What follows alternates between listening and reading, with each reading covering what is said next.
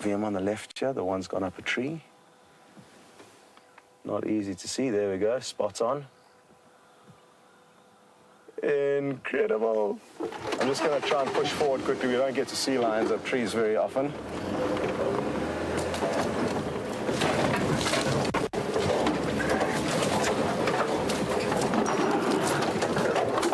It's so tricky. There should be a little gap there where you can see what's going on. There we go.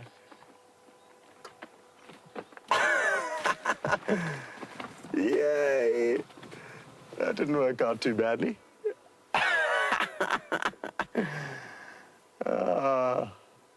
We have been having such fantastic sighting of these ladies. Again, here come the rest, Wium.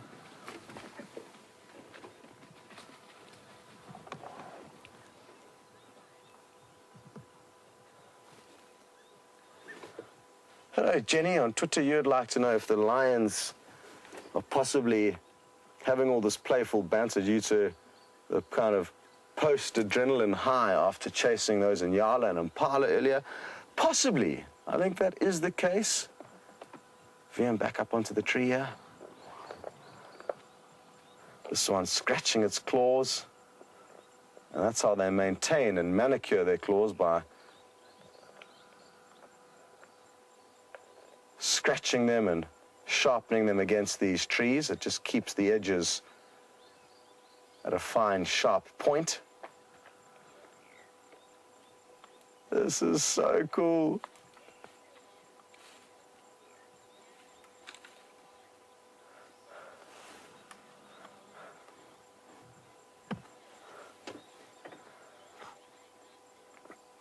Hello to Lisa, who's just got back from a safari to the Serengeti, where she noticed the lions are spending quite a lot of the time up in trees there. And it's not uncommon for lions of certain areas to climb up into trees. It's usually areas with a lot of tsetse flies and or just general flies, and also heat. And that's not really that common in South Africa, though. I don't know of too many tree climbing prides of South Africa, which is just interesting. I mean, we still have flies here, we still have hot weather here, but possibly just not the right trees. There's not too many trees that are as easy to climb as maybe the ones that they are climbing up in Tanzania and other areas where I have noticed tree climbing lions. What on earth are you looking for in here?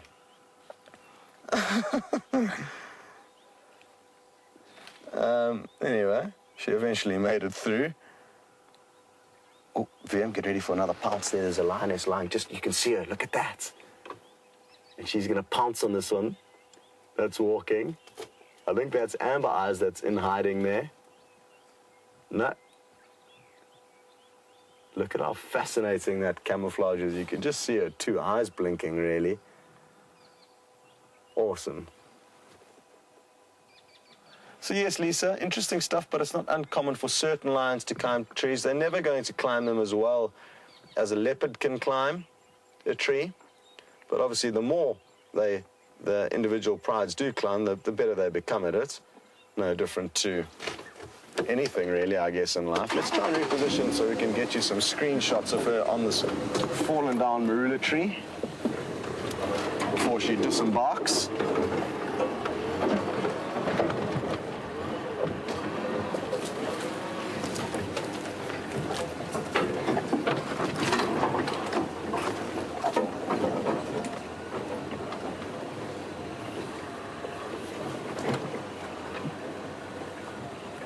This is going to be beautiful.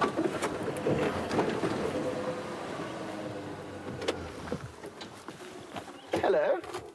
Perfectly framed by the leaves of the bush willow in front of her.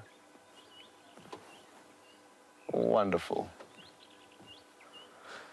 Now, if you are a new viewer, or even if you're an old viewer that is yet to discover the magic that is screenshots, I suggest you work out how to do it. It's a great way to document what happens on safari and keep tabs of all of your favorite sightings and experiences with us.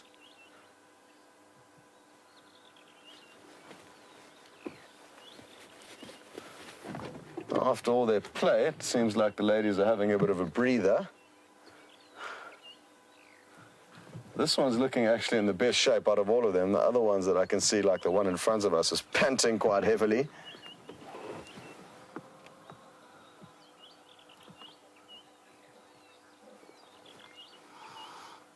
Hi, Kathy. You interested to know whether or not we think that the oldest lioness in this pride, which is not Amber Eyes, has possibly slipped in rank, and that's why we notice Amber Eyes is beginning to lead the pride now.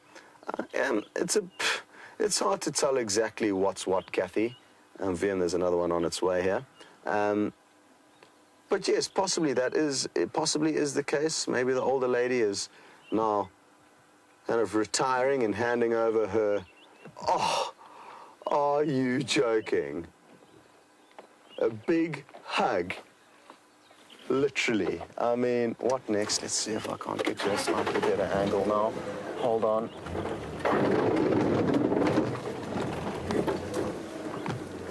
It's not going to be easy.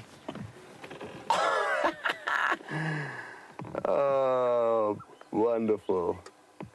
Absolutely awesome.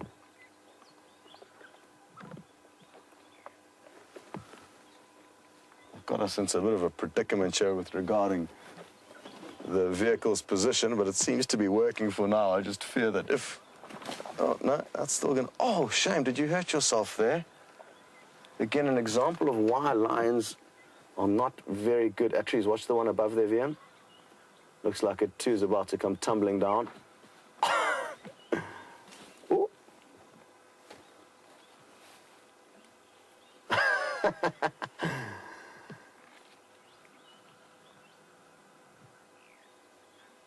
So yes, Kathy, I don't know how much we can read into it just yet.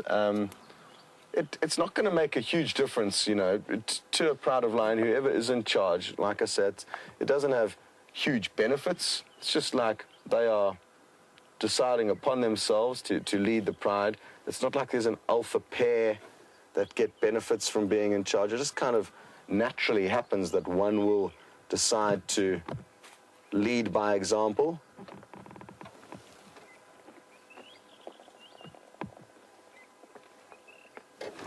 Let's try and creep forward a little bit, Wium. It's not going to be easy. We've got branches everywhere here, but I think it is going to be worthwhile. There we go. Our antenna is now horizontal, which may... Oh, no, it's not. It's popped back up. There we go. Much better. I'm going to get my camera out now. Speaking of screenshots, I think this would be a good opportunity to fire off some shots myself. I have to be quick, though. The action is about to unfold.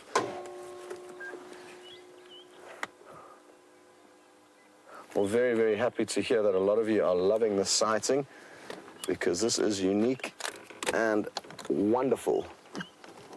What is not wonderful is that I've just realized that my camera battery is not charged. Whoopsie, bad planning. I think I should have another one somewhere there. Oh. I don't think that is the case. So, I'll put my camera away and simply soak in these memories, as opposed to try and capture them. Look at that view. Eye level with the line just a few meters away from us. It doesn't get much better. It really doesn't. Yes, we are talking about you. You can continue to stare directly down Wium's weapon of choice, the camera.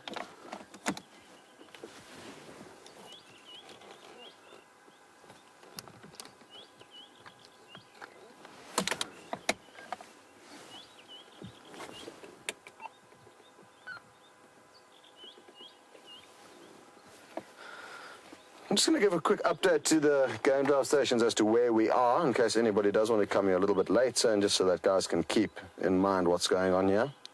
Updates on Nkuhumas. They are now midway between Mvubu and Gari cut line, I would say about 200 meters south of Buffalo's Hook cut line.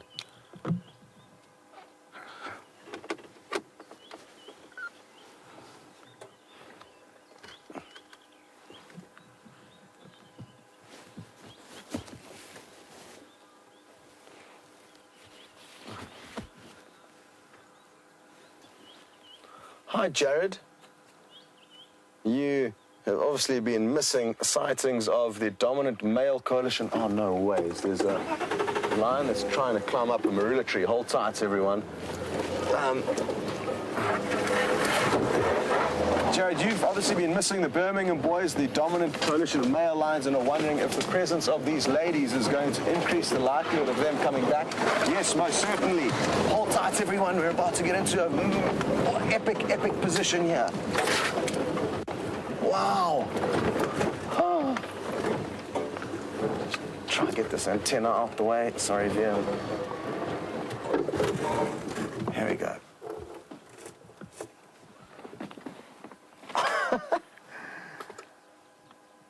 Well, the tree climbing lions of Djuma, they're practicing. We're seeing them up trees more and more often, but maybe that's just because our luck has just been phenomenal recently with regards to catching them in action. Here we go. What's going to happen with these two? Using the tree to try and stalk up on one another. Who knows what they can smell there? Possibly the scent of a leopard.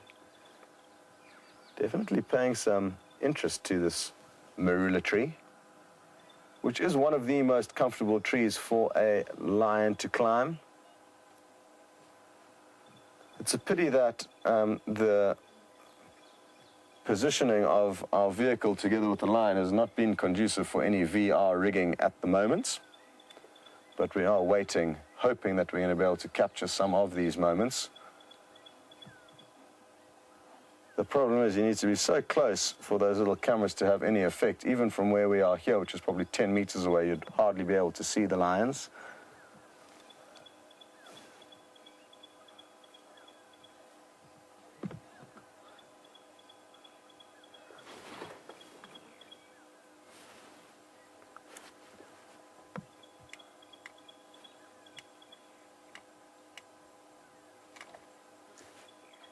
Come on. Feel free to jump back up one more time.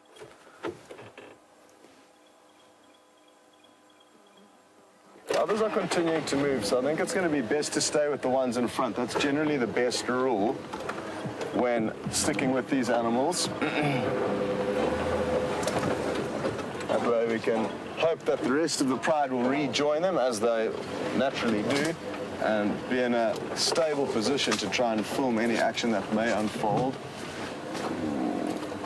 There's a hole here, but I'm going to risk just driving over it. Hopefully we won't fall into it. Sometimes the wheels cave in either side of a burrow. We got lucky there.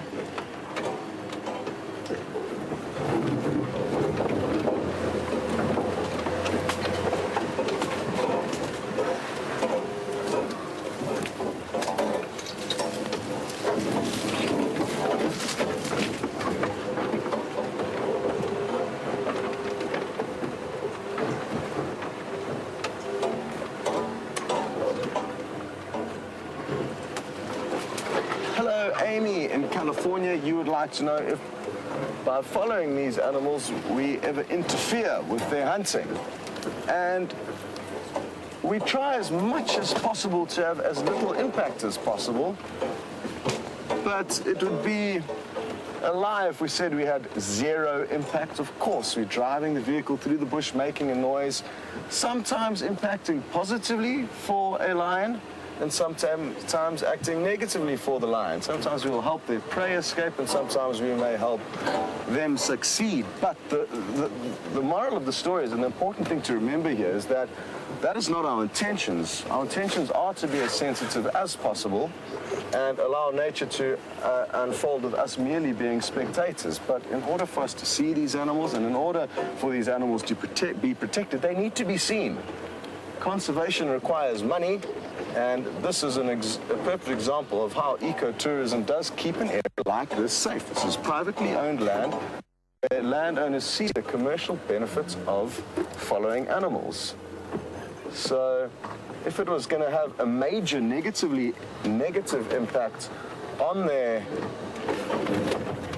existence, then we would probably have noticed that already. We would have probably noticed that these animals are hungry, undernourished. They probably would be a lot less tolerant of our vehicles if they felt that we were chasing away their prey.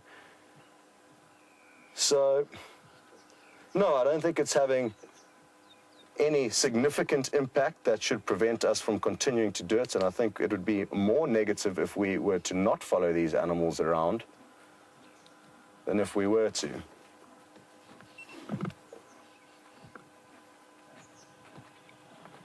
So I hope that makes sense.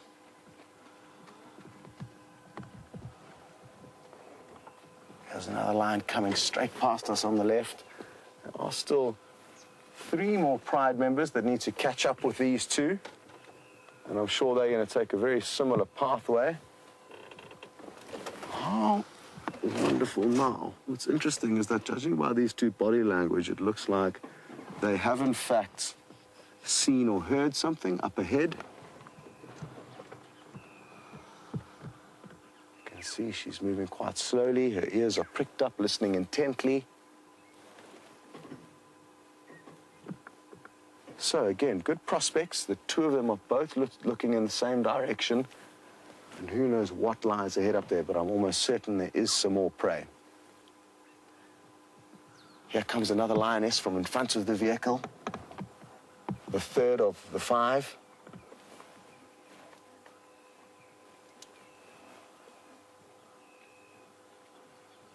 Aubrey. So, I'm forward done. Waiting like this, Triple M. Maranathi's Rebecca's looking for. Would you like to take a rest next to the vehicle? That suits us perfectly. We're very happy that you've decided to lie down just 3 meters away from us. And Amy, this is a good example of what little of an effect we have on their lives. And if they didn't like us and didn't appreciate us following them through the bush, I don't think they'd be acting the way they are now.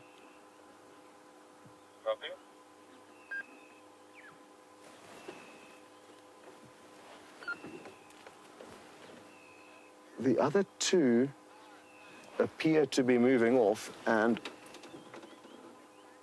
do also appear to be in stealth mode. I've just heard some branches breaking, so it could be a herd of elephants that these lions have heard, but hard to be certain. Oh, this one's getting up. I'm just going to try and reposition another one straight in front of us now. She's also looking focused. She'll be reading into the body language of these others. And what I'm going to try and do probably quickly now is reposition the vehicle so that we can try and film them as they move off in a more kind of westerly direction. That appears to be where the sound or smell is that's exciting the other lions in front of us. Oh, no.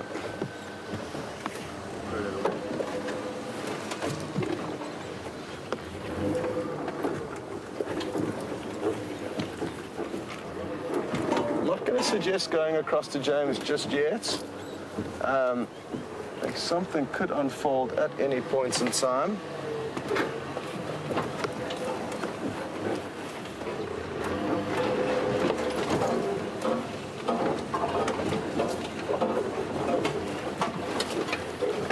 Amy, because I know there is some potential action up ahead here, I'm specifically going to be driving a very wide berth around these lions. Again, it's difficult for you guys sitting in the comfort of your homes to realize exactly what the scenarios we are dealing with here on the ground. So that's another thing that I guess causes a lot of concern on your guys' behalves for the way we may follow these animals, but I guess you just have to trust that our intentions and our experience of doing this is of a sufficient level to not impact or interfere directly with what's going on.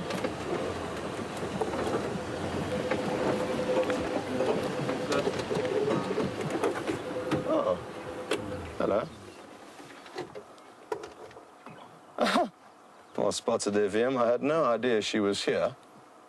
I was keeping an eye on the other 4 members of the pride, which appear to still be slinking their way through a quite thick block of vegetation. This one's possibly just getting a good vantage point of the rest of them. And again, a wonderful eye-level view of her, even though it was brief. It makes such a difference viewing animals at the same level that they are sitting at, I find. Whereas now we're kind of looking considerably down on them. Wium and the camera are elevated considerably. I mean, they're kind of at my eye level looking down, which does make a difference. Now, where to go next? This is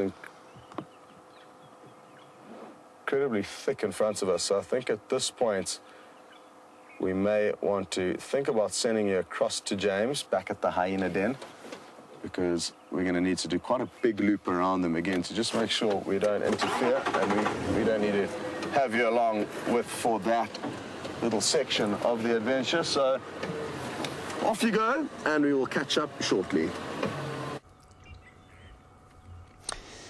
I have to confess, everybody, that this is a tremendously soporific and peaceful atmosphere that has enveloped the hyena den.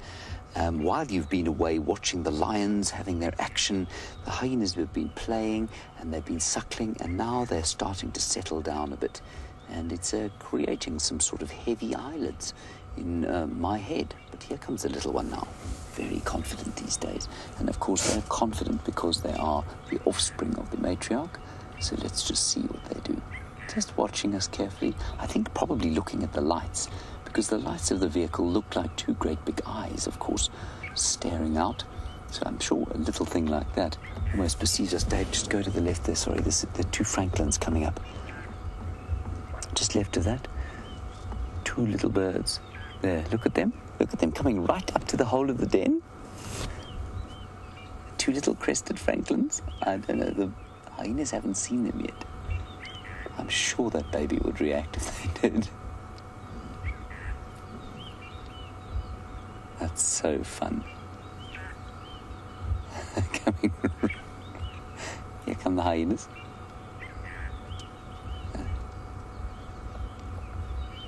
There, they've been spotted. They've been spotted. They'll go scuttling off, although that looks quite playful. Were those hyenas... Oh, sorry, back to the lions.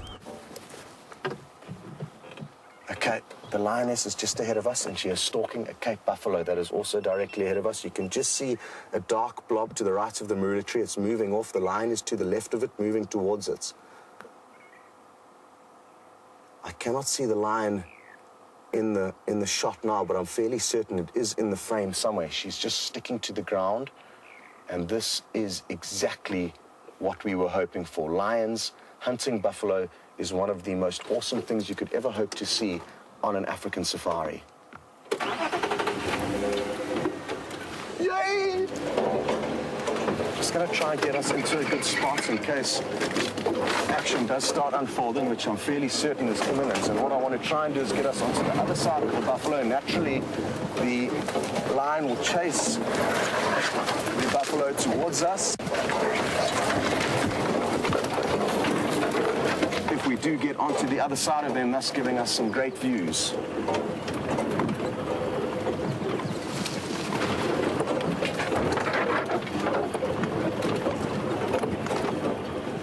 Just to decide where to stop exactly. I think we've got a nice little opening section here, and we are about to be in position A. We could not ask to be getting into a better position than we are now.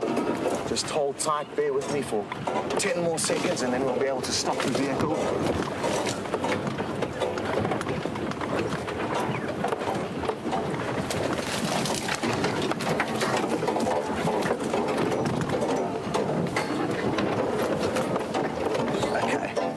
Now we sit and we wait. Wium quickly.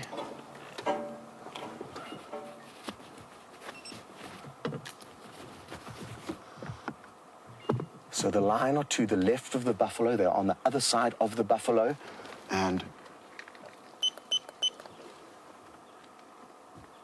as calm as this scene may appear now, things are about to change at any second.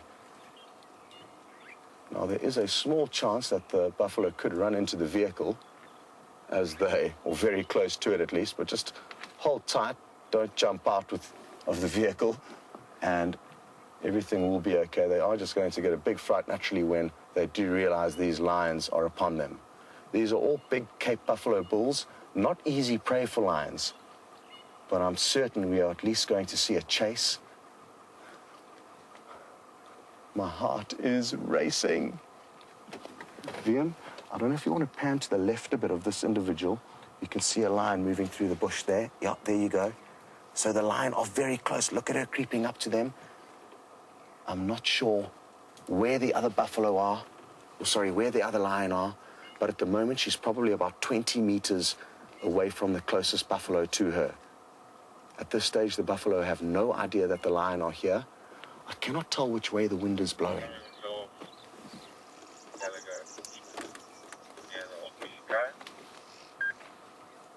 Which means that I cannot tell if and when these buffalo are going to catch wind of the lion. Here comes the lion. She's moving closer. And she's about to pop out into a little clearing where you'll be able to see her better. The others could be looping around, but at this stage, I still have not got visual of even one of them. Isn't this fascinating? Look at her flattening herself to the ground. This is not a common view that we get. Oof. Something's about to happen. I've just seen a second lioness pop out. And Wium, maybe if you just zoom out, you're going to get a much better idea of how close she is to this buffalo at the moment. She is very, very close. But waiting for the opportune moment.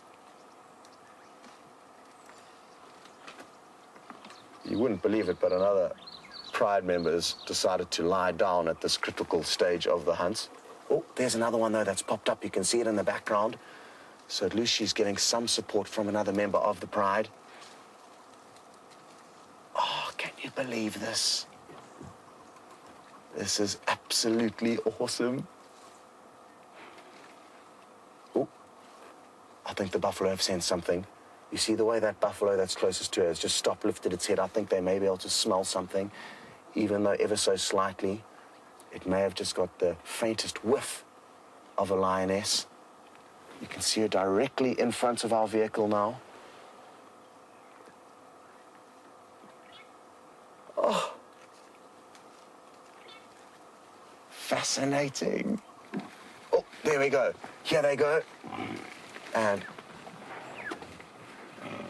now let's see what happens. Once these buffaloes start running, that's the best chance that the lion are going to have of actually bringing one down. They need to turn them and get them on the run, which has not happened now. It's probably going to be a turn of events, and now the buffalo are actually turning to start facing these lions. Here they come. Keep an eye on the buffalo, Wium. That's where the action's going to be. And like I say, obviously they've got a big shock. They didn't know that lions were creeping up on them. But now that they have regrouped in just a few seconds, you'll find that they're going to turn on these lions and start chasing them. Here we go. That's exactly what we expected to see. Here comes one lion from the right. And how quickly the roles are reversed. But like I said initially, there is... Here comes this buffalo coming all out on its own. And now this is when things can go wrong. When a buffalo is this bold and now it's separated itself from the rest of the herd, it may give these lions an opportunity to jump on its back. So their boldness is sometimes what causes them to become unstuck. But they back themselves for a reason. I mean, these animals have come across lion many, many times, and you can see 3 lions slinking away there with that one buffalo pacing after them, not a care in the world, it appears, even though the other herd members don't seem to be following it, although there's one that's directly in front of us now that's charging about, not as boldly as the other.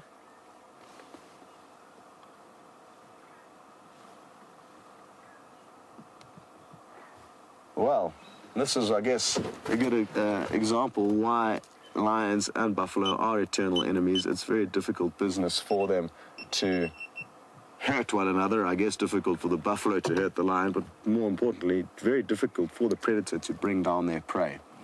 Maybe under the cover of darkness, things would have been different when the buffalo can't see as well. That will put the lions in a major advantage in a scenario like this. But right now, it would require a small miracle and a very unlucky buffalo for us to see the Nkuhumas successfully bring one down. This lioness, though, is still kind of thinking about the fact that she could get lucky. The other buffaloes that we saw marching those other 3 ladies off, I think I can still hear grunting off to our left.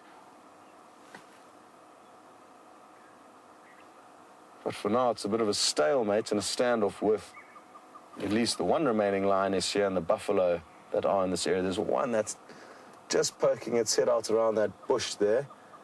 You can faintly see Wium is doing a great job on camera, everyone. It's incredibly difficult to try and show you all the different angles in a scenario like this, on top of our own excitement that is bubbling over.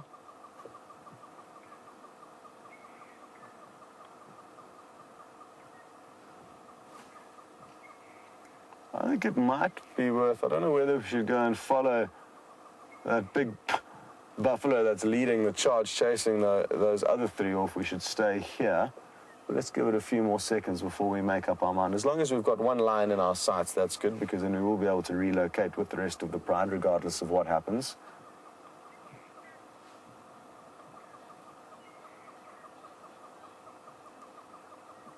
I don't think it makes sense for James to come here. It's going to take too long for him to get here, and we are in the middle of quite a thick block, so I don't think a second vehicle would be useful here. But don't worry, if I did feel that was the case, I would be certain to get a hold of him on the radio to try and increase our chances of getting some better shots.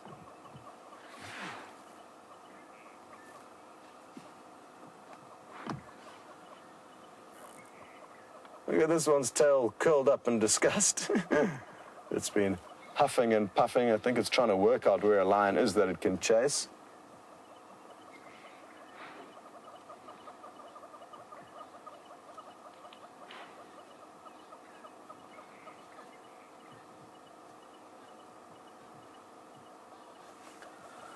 Hello, Mars in Arizona, and very happy to hear that you have been loving our lucky sightings we've been sharing with the Nkuhuma Pride. It's so good to have them back, like you say. I have heard rumors of Junior being spotted not too far from here in the Kruger. It is possible, but I just battle to be certain that it's him and not another young male lion, which it could very easily be, unless anybody has any very distinctive scars or notches. Let's see what happens here, Wium. I think this buffalo's caught wind of the lion here. Unless Junior had any very distinctive characteristics that we can be 100% certain of that it is him, I fear it doesn't make sense to speculate. But, of course, everyone's entitled to their own opinion, and there are certainly speculations that he has been seen. Again, if anybody can just confirm that for certain. Oh, here she comes. And as she starts moving, oh, the buffalo thundered off, as opposed to chasing her, which is what I thought the option was going to be. And as soon as they run, look at how her attention and her body language changes. Now she's thinking, oh, I can maybe catch one of these, because they are triggering the chase mechanism. And that's why it's so important that if and when you are under threat by a predator on foot, it's best to stand your ground. Just like the buffalo did. They've made the lion think twice. But as soon as the buffalo ran, like they did there, the lion immediately thought, oh, this is looking far more favorable. So that was a very good lesson for us, a visual lesson, to see how body language and behavior can impact hugely on a predator's behavior. Now, I've just heard another grunt from that buffalo that went off chasing the other 3 in the direction that this one lion is moving, and I think we could see some action here.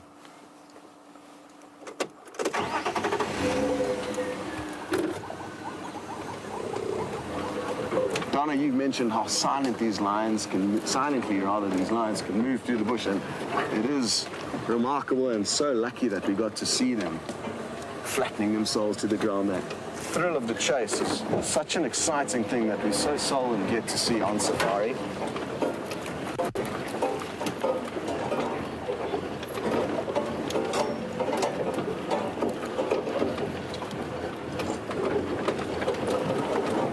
Again, Amy, I think in that scenario, I don't know if anyone feels differently, but I think we had zero impact on what happened for both the buffalo and the lion.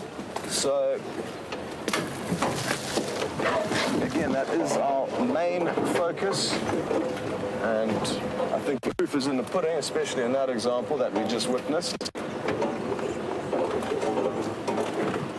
Okay, well, we are on our northern boundary now, basically, between, this is just a fire-break road, and in another 50 meters, these lions could well disappear.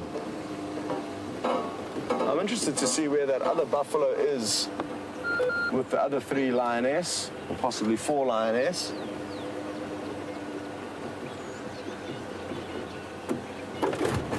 Just going to keep an eye. There's one directly to our right now, the same one we've been keeping an eye on, so let's just stay with her for now. Not too sure where the others have disappeared to.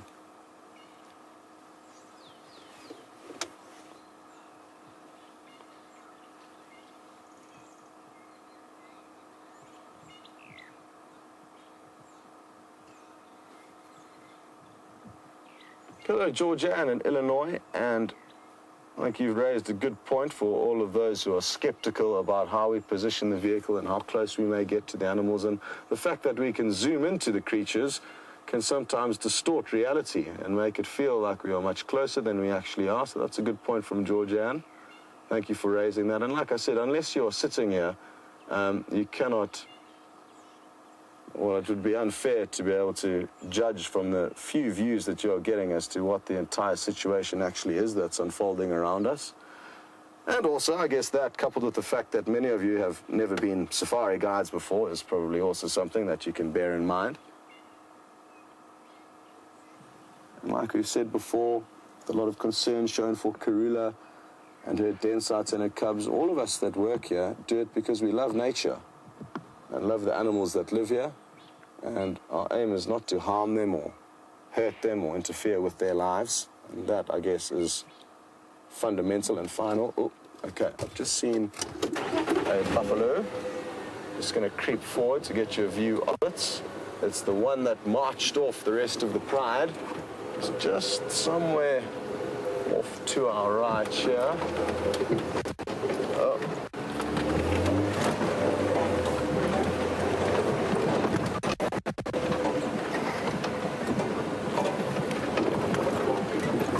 Stop here. The buffalo is directly in front of us, staring down at us, and here's one lion in the foreground. Where the others are, I'm not too sure. But like I said earlier, the boldness of this individual may cause it to come unstuck, but it doesn't look like these ladies are interested at the moment, or at least this one.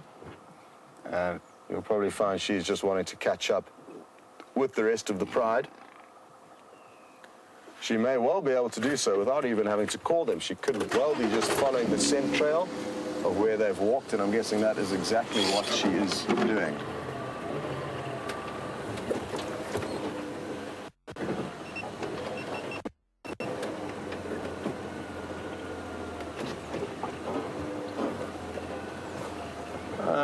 Okay, looks like we found the rest of the pride.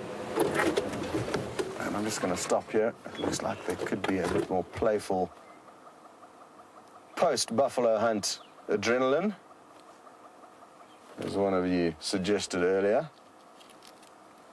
They take the frustrations of being ridiculed by the buffalo by playing with themselves. You may have just heard a buffalo grunting in disgust. I creep forward again. I'm not in the best spot here.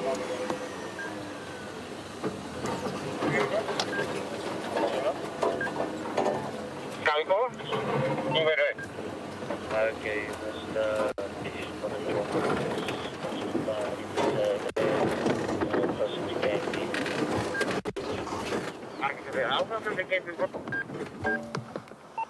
maybe 4 or 5 meters. Well, we're in luck there. Evidently are now heading in an easterly direction parallel to our northern boundary.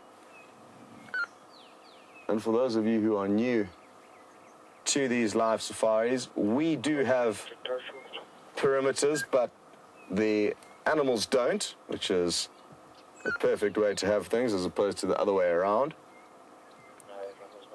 So it's just an invisible boundary that is a road.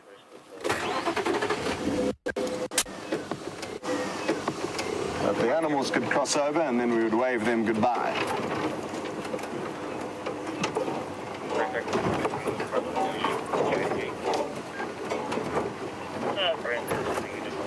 Just trying to get a gap on the game drive radio so that I can inform guys where we are again. Stations in Nkuhumas and are very close to Buffels or cut line condition of the fire break. I think slightly closer to Garvey cut line. Oh, just took a kidney shot there from one of those branches. Patam!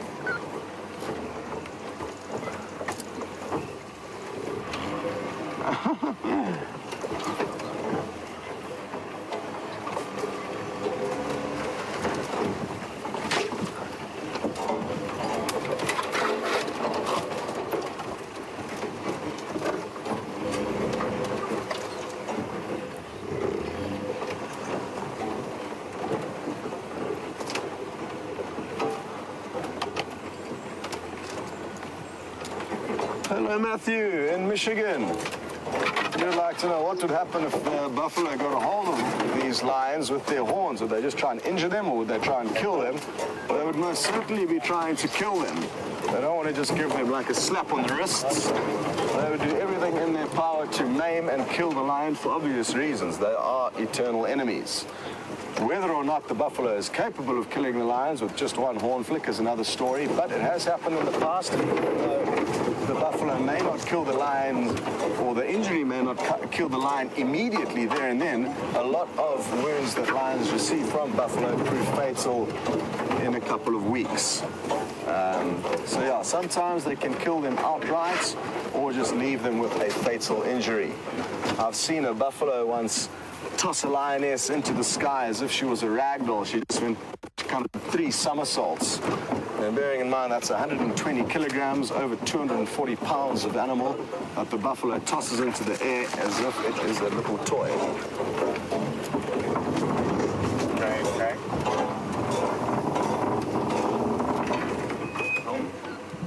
We've picked up a stowaway.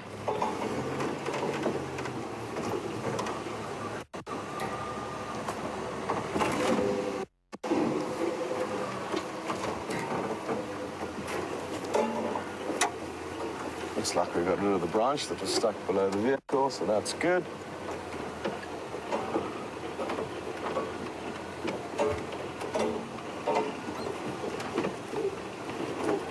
The lines are just off to our right now, moving parallel to us. Lucy in South Bend, Indiana. I'm not sure if I'm understanding you correctly, but you'd like to know if the buffalo curl themselves up so that the lions cannot catch them.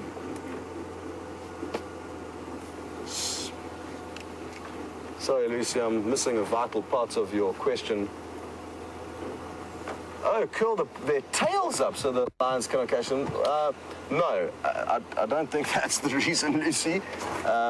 Lions do not latch onto buffalo's tails when trying to catch them. That would be ineffective. They need something like their rump or their bottom. Maybe once the pride is brought down the buffalo, one may bite onto its tail, but it's not going to be a go-to point when hunting. And maybe the buffalo's tails will curl up through default, but it's not to try and have less appendages for the lions to latch onto. And you can imagine, I mean, when a buffalo is running around, its tail's going to be probably flaying wildly in the air. It's not going to be slapped against, sorry, Wium, slapped against its body, as we did see very briefly when it was walking. There's a very slight drizzle that's falling down on us now. Now, I know we're following lions, but there's an incredibly pretty bird that I haven't been able to show you for quite some time. Look at that. A woodlands kingfisher in all its glory. How much nyama does she have there?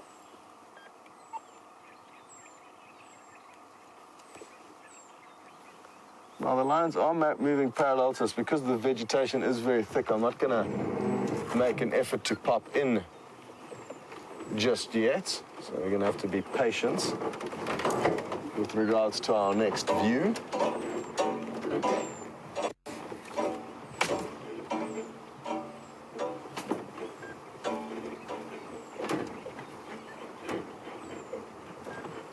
Hi there, Ghost Ninja, and haven't heard your very easy to remember name before. You'd like to know what stops the lions from attacking us, and a combination of things, I guess. A history of humans hunting and killing animals has given them inherent fear of us initially. So if we were to rewind the clocks and go back to Africa when there were hardly any people walking around or moving through these wilderness areas, if you were to walk up to animals or even drive up to them, they would run away from us. They are scared of us, and that's the same of some animals, even in the Kruger National Park. Animals that are not habituated to vehicles and to humans are scared of us, and they'll run away. And because this reserve has been running for now close on 65 years as a photographic safari destination, the human presence and the correctly behaved human presence has given these animals no reason to fear us, no reason to see us as food, and we are merely neutral subjects in their environment. Well spotted, Wium. One of the ladies has just popped out. I wonder if there's something that they're hunting. Again, the body language suggests that something has caught their attention just up ahead of them. So yes, Ghost Ninja, it's many years of gentle habituation and basically our brain power standing our ground if and when they charge, preventing them from thinking that we are prey that would naturally run off. All examples of how, over a long period of time, these animals have got used to us.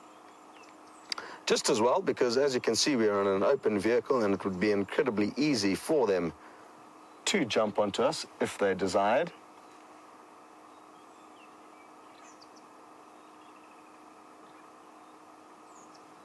But as you can see, and as you would have probably noticed from the course of the different sightings and interactions we have had with them this morning, they are not interested in our behavior. I'm just going to roll forward. There's another tree that looks like they're going to climb up. Oh, yeah, beautiful. Hello, ladies. You are really putting on a serious performance for us today, and we are thoroughly grateful for it.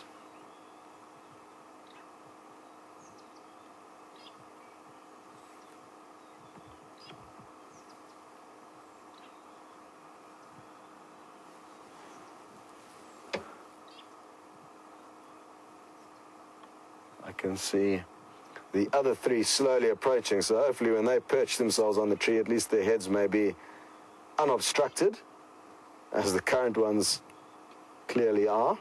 But I'm not going to try and move the vehicle from here. It's a little bit thick, and I think we do have our best angle at this point.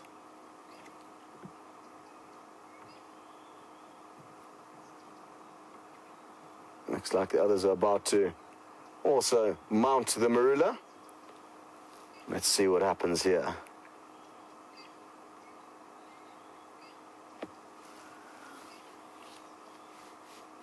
And if I'm not mistaken, this is our third different sighting of these lions up different trees. Oh, look at that one branch wobbling as the heavy weight of the lion gets to the terminal edge. It would be hilarious if that branch broke, although we do not want that to happen.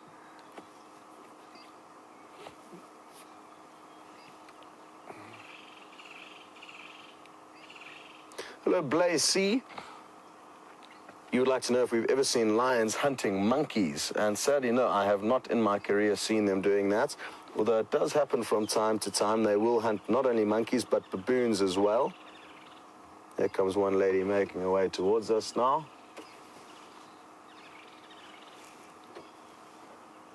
And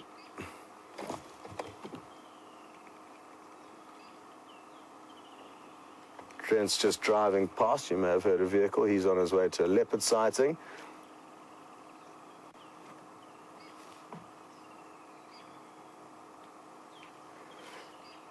Sorry, Blacey, you would like to know the likelihood of elephants hunting monkeys, lions hunting monkeys. And as I was saying, it's not very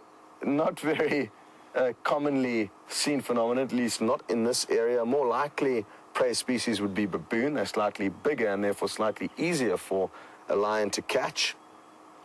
But leopards are renowned for hunting primates, both monkey and baboon. We've seen Nkuhumas, a 3-year-old male leopard. He's just over 3 now. He caught and killed a baboon very close to the WildEarth camp. Some of you will remember that from probably 5 or 6 months ago. And Karula, his mother, also fed on a vervet monkey that we got to see, again, probably 4 or 5 months ago. But interestingly, the leopards of the Sabi Sands have not really become renowned for their baboon hunting skills, at least not the ones that I've known, whereas in other areas of Africa, it can become more likely. Just going to try and get you guys a slightly different angle. The one lioness is sleeping up there. Oh, there we go. That's not too bad. Let's see if we can't creep you into slightly different spots. So you do get leopards and even lions in areas that will become primate hunters.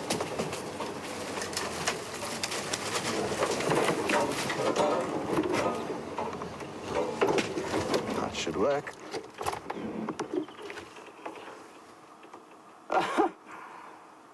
You have found a perfect spot and look as comfortable as a leopard would. Up in that tree, look at it wobbling ever so slightly as she breathes. Gently bending under her weight.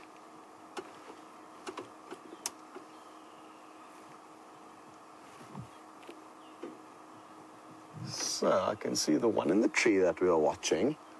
There's another 2 lying down next to one another, just off to our right, below the tree, and then the other 2 I've just spotted in front of us. It's incredible how quickly they disappear. There's the 1, that's number 4, and then number 5 off to the left, just to keep you guys updated as to where they all are. I cannot stress how fortunate we've been with their decided route this morning. They've been coasting along our northern boundary for quite some time now.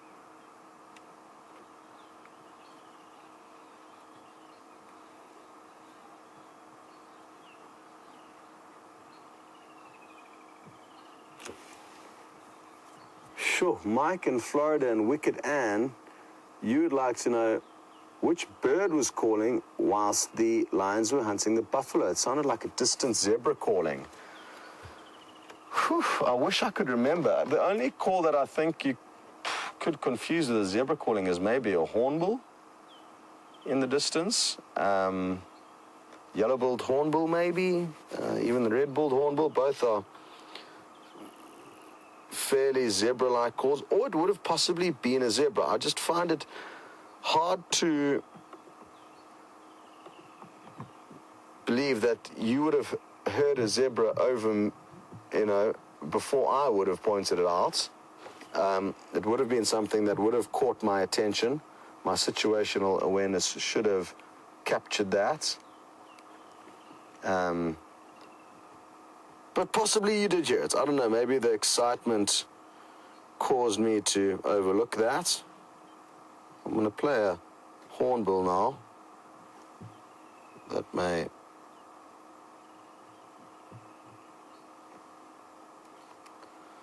no, it appears like my phone is...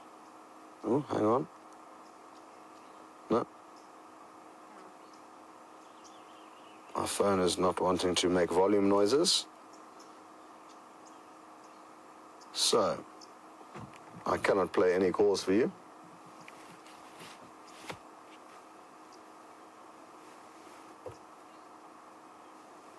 Can you believe it? I don't think I've ever seen a lion this comfortable in a tree within the Sabi Sands. This is a first for me. And I hope you're all thoroughly enjoying this. And as much as this has been a wonderful sighting, I think it's just about time that we send you across to James for a quick update on what he's up to. Sounds like you have been having the most wonderful lion sighting. That's great stuff. I'm sad they haven't killed, but they will no doubt stalk again. Here is a kudu eating a buffalo thorn tree, and in the background you might just be able to see the flicking tails of a herd of impala. She's quite confiding. Normally they do sort of disappear quite quickly, but things are very calm out here at the moment. We've come to the far western side of Djuma, just hoping perhaps to pick up some tracks of a female leopard. Shadow, we haven't seen her for a long time. And I got an update from Arathusa to the west of us yesterday evening. They had no tracks either. All the action seemed to be happening far to the west of them. So we're just going to look around here carefully and see what we can find as we go along. The hyena den continued to be sort of active. We eventually left the little ones suckling with their mother. They're all safe, they're all happy. They seem to be completely content at the moment, and they suffered no ill effects as a result of the lions paying them a visit yesterday evening. So that is really good news indeed. You can see the weather remains cloudy. It's beautiful. We're very pleased for the cloud in the shade, and although it's starting to heat up again this week, I think we might be over the worst of the heat. As March approaches, it's normally when it sort of tails off, we'll get days of 34 or 35 degrees or so, but out here that's relatively cool. And I mean, that's, what are we looking at, in just sort of around 90 degrees Fahrenheit, which is not tremendously awful for this particular area.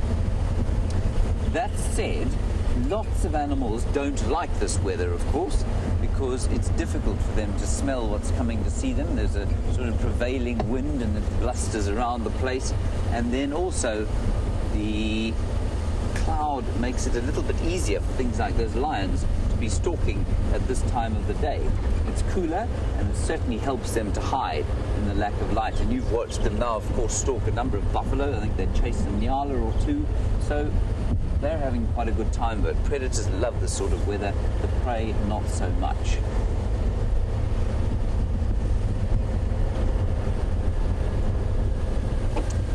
Now here's a very good way to stop and ask the question. So a new viewer called These Lions, as far as I can understand, that's a very interesting Twitter handle you have there.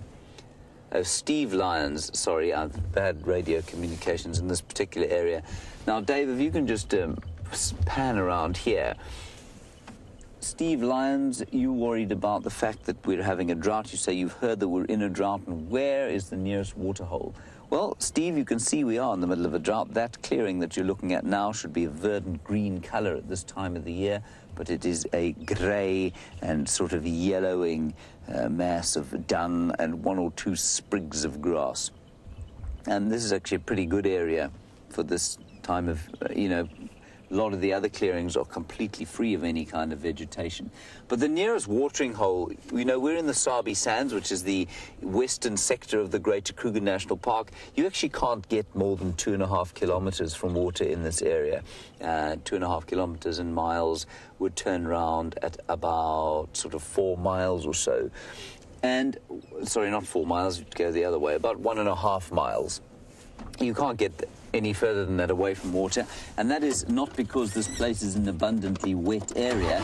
It is because human beings have pumped water all over the place. Now, this, of course, has a number of effects. The first effect, of course, is that it means that animals don't die off nearly as fast in a drought as they would otherwise. And that's quite a good thing for the animals, of course. It's not a good thing for the vegetation, though, because if all the animals survive, what happens is that they eat all the vegetation. We get a state of overgrazing and overbrowsing. The forage can't recover, and then when the rains do come, we get soil erosion and that sort of thing. So that is one of the considerations of providing artificial water. I'm not saying it's necessarily a bad thing, but it's certainly a consideration. And so although we've been in a drought, we are in a drought, many of the animals are not actually showing any effects in this particular part of the world. But if you go further east into the Kruger Park, where they've closed a lot of the water points, very wisely in my opinion, the animals are really starting to struggle. They've also had even less rain than we've had here. We've had about 1/6 of the normal rain that we have normally. I think in the Kruger National Park itself, further east of here, they've probably had less than maybe about a tenth, between a tenth and a sixth of the rain they normally have, and so there is no grass. You can see around us here, even as we drive along, the leaves are wilting in the trees, and not only are they wilting, they are turning autumnal gold already, which is just it's way too early for that to be happening normally. And in the Kruger, further east of us, that situation is that much worse because they've had so little rain. So we're in a big drought. This is the worst drought and the hottest summer in recorded history, which, when you consider that records have been kept for the last 112 years, that is an exceptionally difficult thing for all the biota out here to deal with.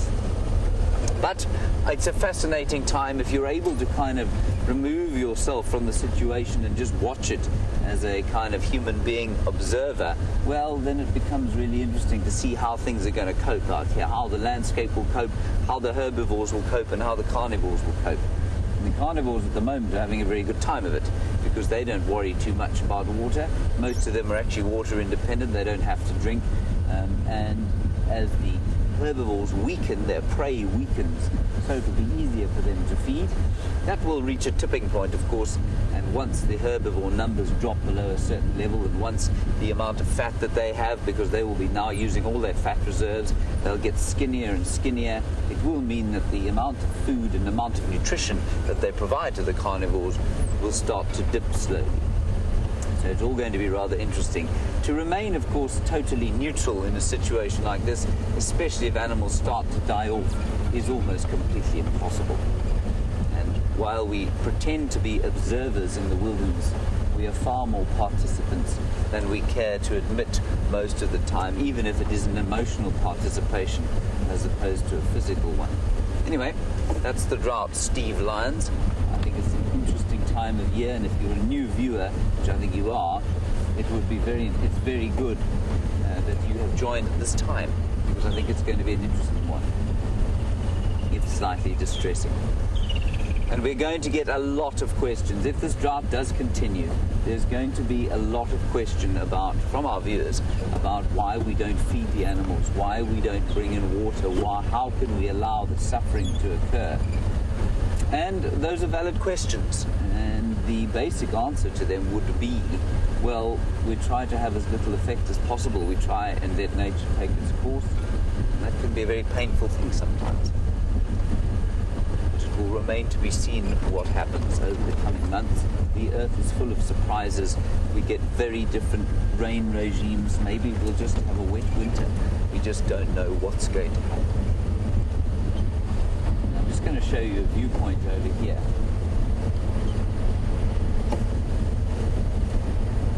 Steve Lyons, it's our pleasure, of course. You're just thanking me for answering your question.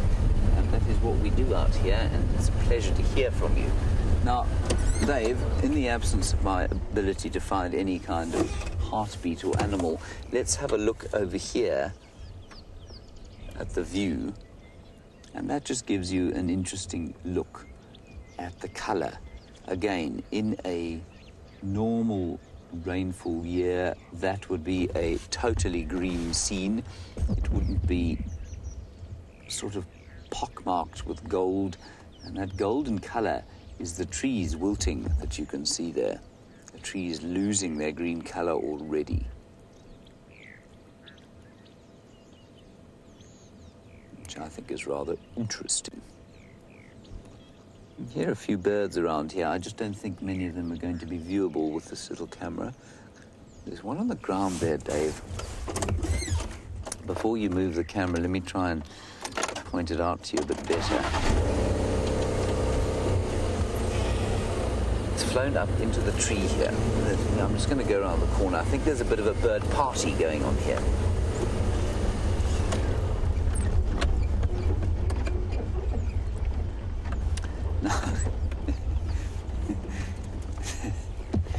Dave, can you see the stick on the ground here? You can see this first scraggly bush in front of us.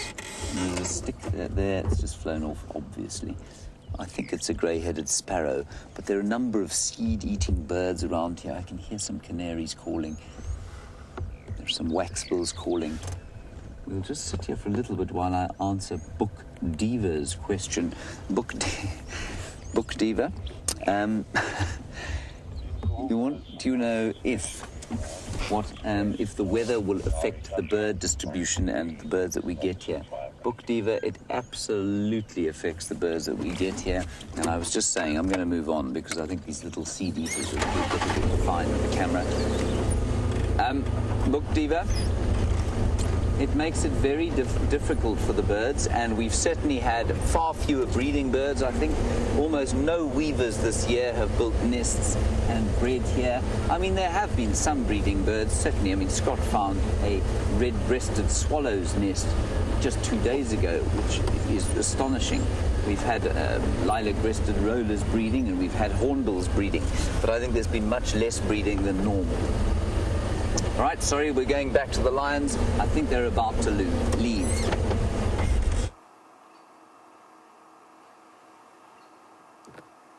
So, we have repositioned, and one of the lioness did get up. I thought she was going to come and rub herself up affectionately to another pride member, but she just flopped herself down alone. It appears like they may have finished their activities for the morning. I hope I'm wrong, but judging by their behavior and judging by statistics of this pride and past experiences, I feel like they may take a snooze here for the rest of the day. Of course, there is a chance that some prey may stumble upon them, and that would be a sure way of changing their behavior.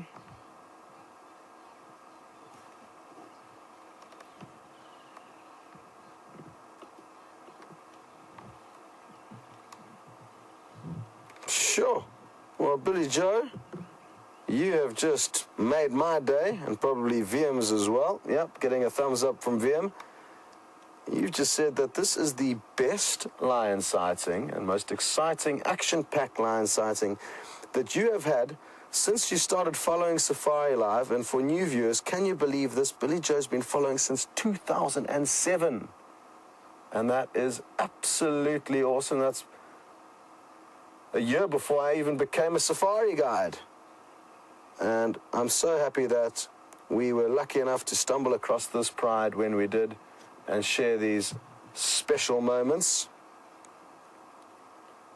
And on top of that, Billy Joe, the ladies in FC have just made a little bit of a special presentation of the Nkuhumas lioness and some of the highlights of this morning of them playing.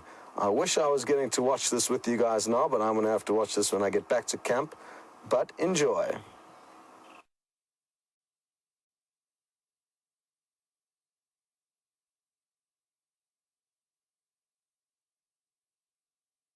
There we go.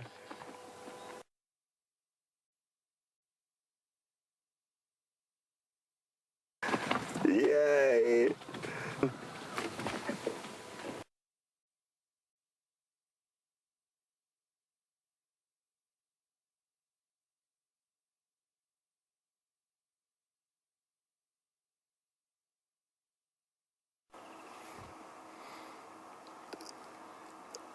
Now, a lot of the images you saw there were absolutely incredible, but probably one of my favorite ones was that moment when the one lioness stood on her back legs and hugged the other lioness in the tree. That was something that I've never seen before, quite like that. And all in just an hour and a half. And considering how much time a lot of you guys have spent sitting with us patiently waiting for action to unfold, I'm sure you are very happily that finally all of your patience has paid off. I certainly am. But as I said when we got started this morning, they do spend on average 18 to 20 hours every day fast asleep. Now, I think a lot of us are under the kind of false impression, myself included, that as soon as it gets dark, lions start moving, and then they move throughout the darkness until sunrise, and then they kind of go to sleep. But that is not the case. They'll move a little bit during the daylight hours, depending on the day, but then even during 11 or 12 hours of darkness, they'll only be moving a couple of hours, maybe 3, 4, 5, possibly 6 or 7, depending on how hungry they are, but on average, this is what they do best for the majority of their day. They lounge around. I guess no different to a domestic cat that a lot of you will be able to relate to. They do spend an immense amount of time snoozing.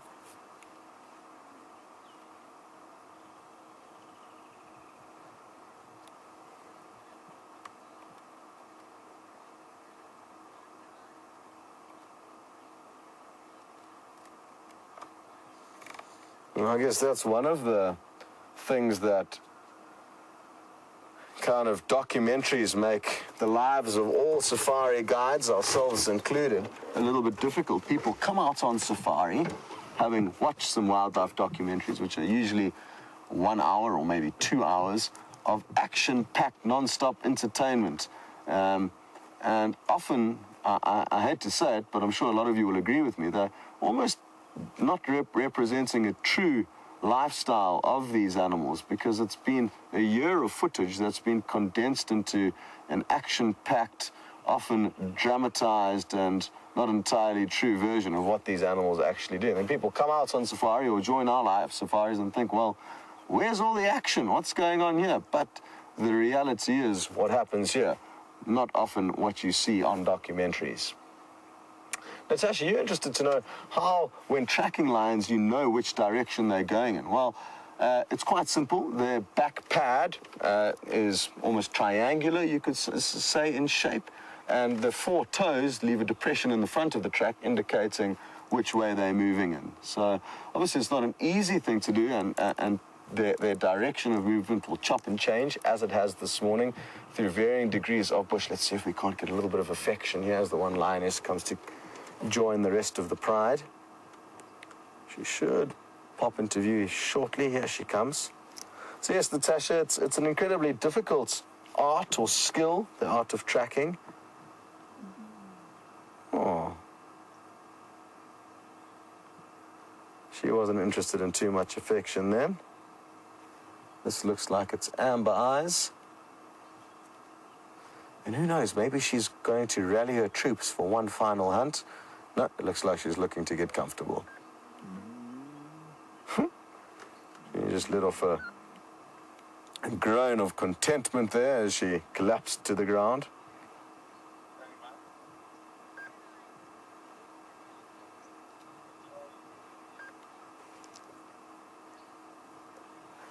Dill in Iowa. You are interested to know if lions will drool in the anticipation of a tasty meal, just as dogs will. And yes, I do, on several circumstances, remember seeing lions drooling with excitement. Most often when they have come across a leopard's kill that's hoisted up in a tree above them, and they are trying to problem solve as to how to get up into that tree to get the kill. And that is, for me, the most obvious time that I've seen lions drooling. Obviously, when they're in the thrill of the hunt, I don't think it's a similar scenario. You can understand how when they can see the meat just dangling there, torturing them, it's more likely to induce a hunger drool. But obviously, when they're in the thrill of the hunt, they're thinking about other things. So I haven't noticed them drooling in those scenarios, but there's nothing to say that they won't. Interesting, we haven't had too much lion-leopard interaction since we've been here, and seeing as though they are both occur in high densities here, I feel that, again, our credit for such sightings has been building up. Often following lions, or even just sitting with a leopard, you will be surprised by a pride of lion coming onto the scene. But I've only remembered one sighting of such a sort where Mvula and Kwatile were mating by twin dams, and 2 of the Styx lioness chased them up a tree. Some of you will remember that. That was an epic sighting. Good. Well, as the lions slowly fall deeper into a coma, we are going to send you back to James, who has a dazzle of zebra.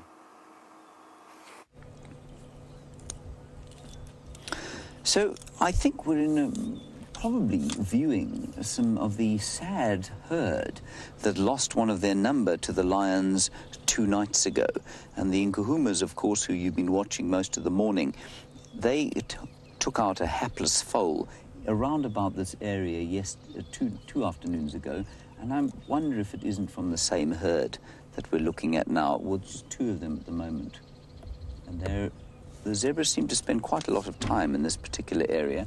There seems to be a bit more grass around here than there is in some of the clearings. And of course the woodland, though, provides an excellent opportunity for the lions to hunt them. So not ideal zebra habitat, but the drought necessitates that they have to be around somewhere where there is something to eat.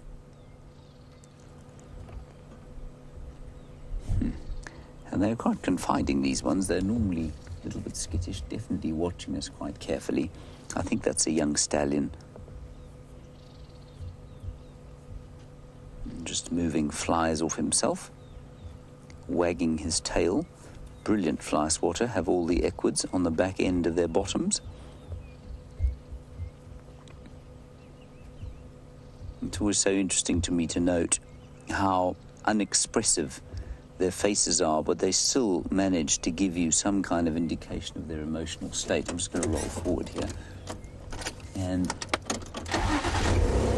unlike primates, of course, which are able to move their facial muscles, us especially, I mean, we're particularly good at moving our facial muscles. It's how we draw our social cues from each other. And then if you look at the carnivores, they're a bit less than us, but they can certainly do it. If you think of a dog pulling its teeth back in order to indicate aggression, a cat might do the same sort of thing when it's growling. The herbivores only have their ears, really. They can't really move their lips. It's only their ears that indicate their mood. Just listen to that. Isn't that beautiful? That's called the black-crowned chagra. Just stunning. Right, on a totally different subject, Dr. Debbie, and a very good subject, of course, how will the drought affect tourism? Dr. Debbie, it really does depend on, how things look. So it's a difficult one to answer.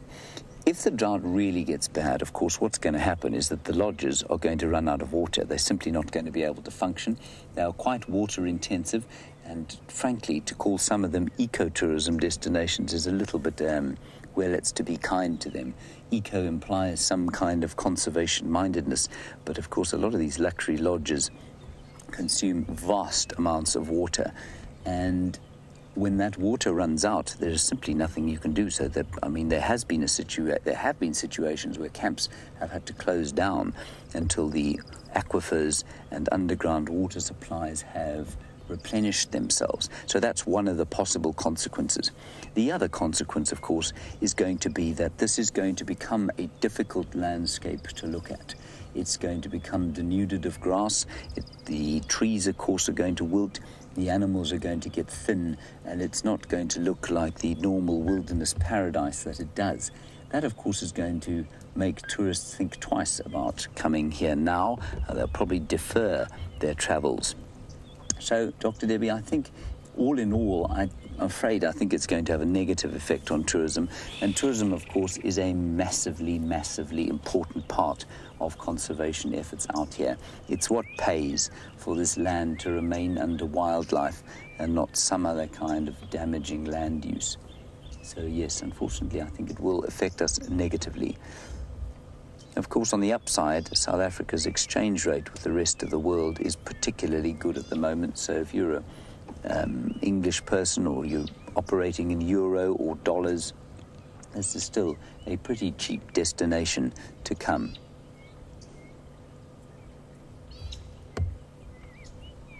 And those zebras aren't being, they certainly don't seem to be badly affected at the moment by the drought.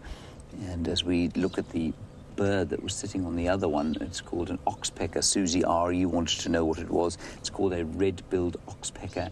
and it's eating away at the ticks and other ectoparasites. But if we look at the zebra, I think he looks in pretty good condition. His mane is still standing up straight. That's always an indication with zebra if they're not feeling good. Their manes will lie down as the fat reserves get eaten up, and then the mane falls down on the neck. He looks pretty fat. Zebra always look pretty fat.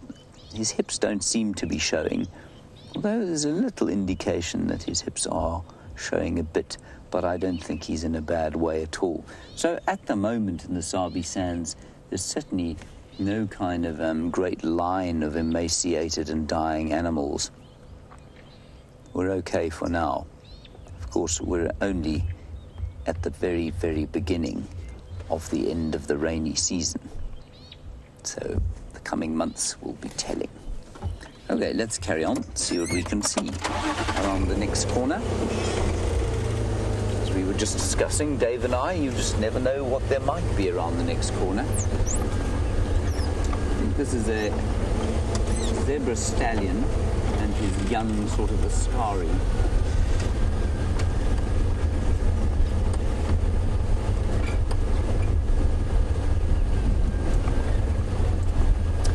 Hello, Sand Blaster. You're worried about the rhino in the drought, and especially given their sort of threatened status at the moment.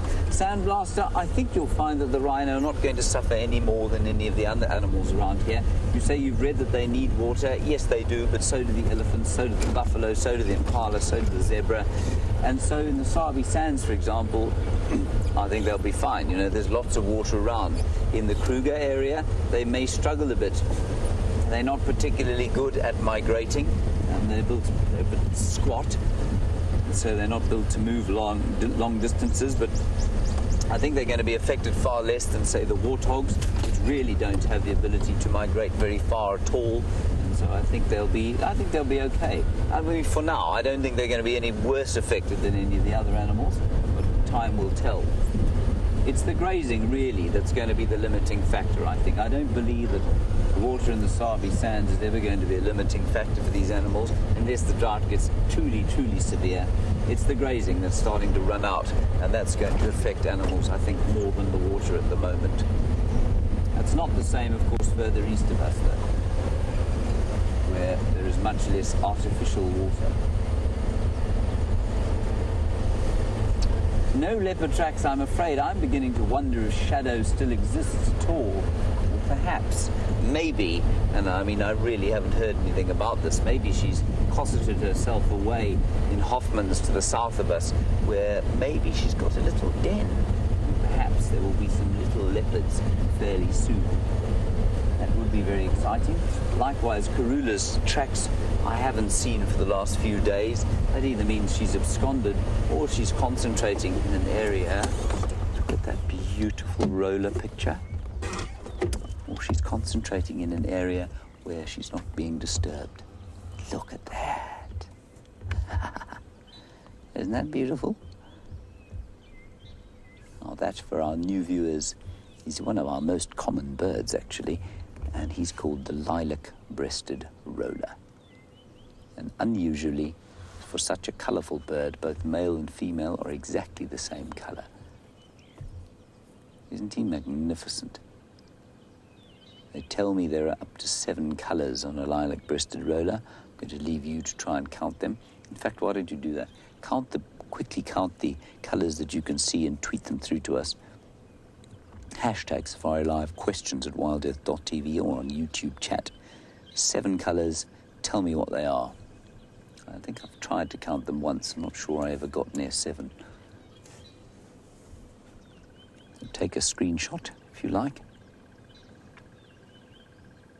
And then, while this bird, of course, is now looking on the ground for little insects and grasshoppers and things to try and eat, and already on the ground, Dave, is a red-billed hornbill. And the red-billed hornbill is digging in amongst the dung of impala, looking for termites probably that are eating the dung and other insects. There will probably be some grubs buried under the ground here. I was reading about feeding in birds the other day, and although that beak looks like a sort of dead appendage. There are actually some very fine nerve endings on the end of it, and it's a tremendously complex organ. And a hornbill, if you watch it carefully, is able to spike that beak down at a great speed and pick up individual ants. And the only way to do that, of course, is if it is tremendously sensitive. And the brain power and nervous control and feeling in that beak are quite astonishing.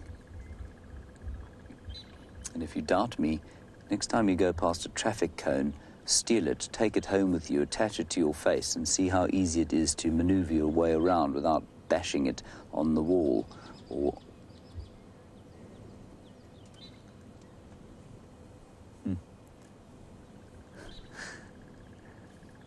Now, Tom, you are keeping a bird list, which is wonderful stuff. You're on 99 birds, you say, and you say it would be nice to get to 100 before you've been watching for 2 months. Well, I'm sure it would be, Tom.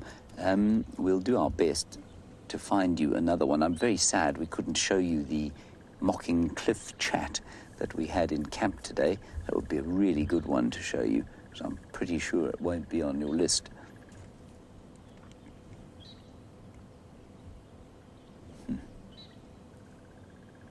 Beautiful yellow red-billed hornbill, that. Okay, let's move on from here. Our next port of call will be Treehouse Waterhole, which is a little puddle at the moment, and I want to see if the water is still flowing under the surface there.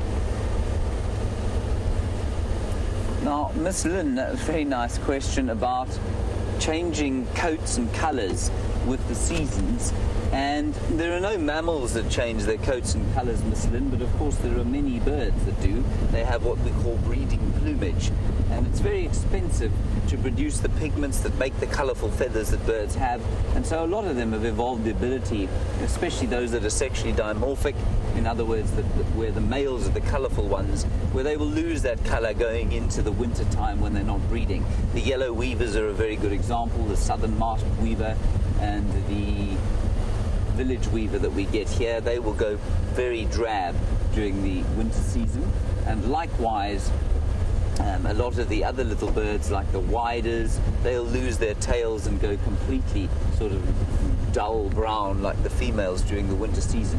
But what is interesting, there's I don't know if there are any insects like this here, but you get insects. I know there's a very famous example of a British insect which will change colour, and it's an example of it's changed colour in the population according to environmental conditions. And this moth will be alternatively white or sooty black, depending on how polluted the air is. And the individuals in the population don't change, but what happens is that if it's clear and there's no pollution in the area, the moth will be a sort of dull white colour. And then if the pollution goes up, what happens is that there's a selection pressure. So there's a pressure for dark, the genes for the dark moths exist in the population, and as the pollution gets worse, so the dull white ones will be eaten by predators, and the darker ones will be allowed to expand because it's easier for them to hide from predators. Then when the pollution decreases again, the opposite occurs. The more obvious ones are the dark ones, and they'll then get eaten up, and the pale ones, their numbers increase in the population. So, yep, lots of different changing things. I'm pretty sure that you'll get similar kinds of things out here with some of the invertebrates. I don't know of any specifically, but those are the sorts of changing characteristics of the animals out here during seasonal changes. Nice question, that one. Lots to talk about, something like that. Those are the best kind of questions, of course. Don't really have any definite answers.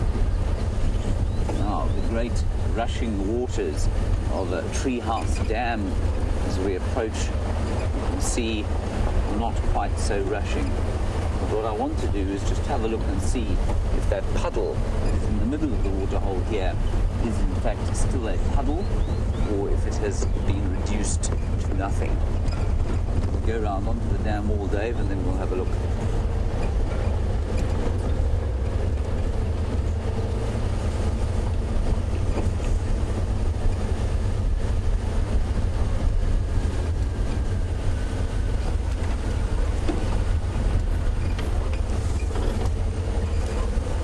Okay, now, Deborah and Monkey Man, you've come up with 7 colours for the lilac-breasted roller: white, black, lilac, blue, green, and I'm missing one, of course, orange, I think was the other one.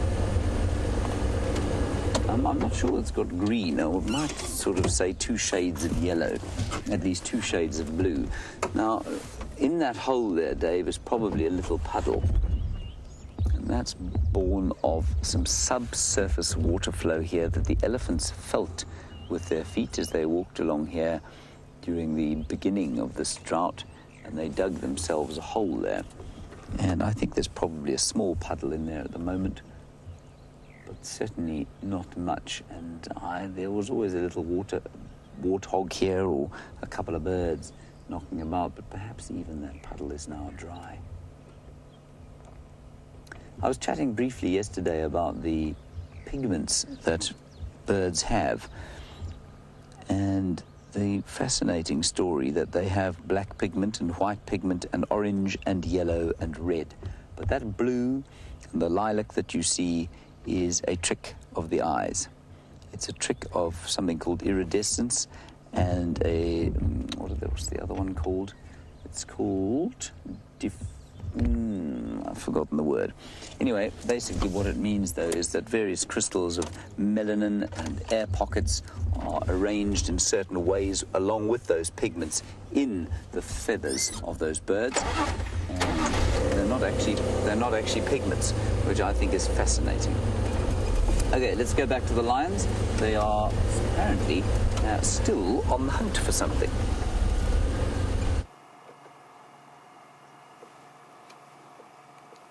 Now, I'm not feeling hugely optimistic about the situation here, but I thought I'd call you across just to give you an update. This individual has spotted some impala. You can see she's very, very focused. The other 4 members of the pride are completely oblivious to the impala's presence. There we go. But there is a chance that she could cause them to change their mood. The problem is that there's a fairly large, relatively open gap between the lion and the impala.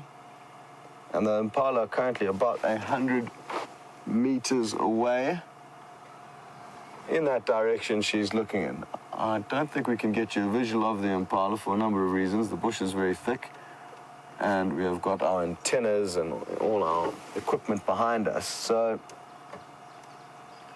we're just going to have to take our word for it. We thought we'd just give you a quick update. And it's interesting, you know, predators, even though they are opportunistic and they will take whatever opportunities they can get, they can also work out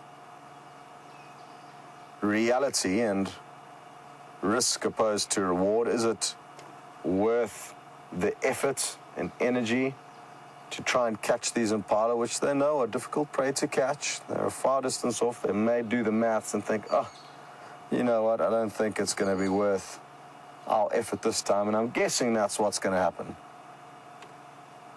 I hope I'm wrong.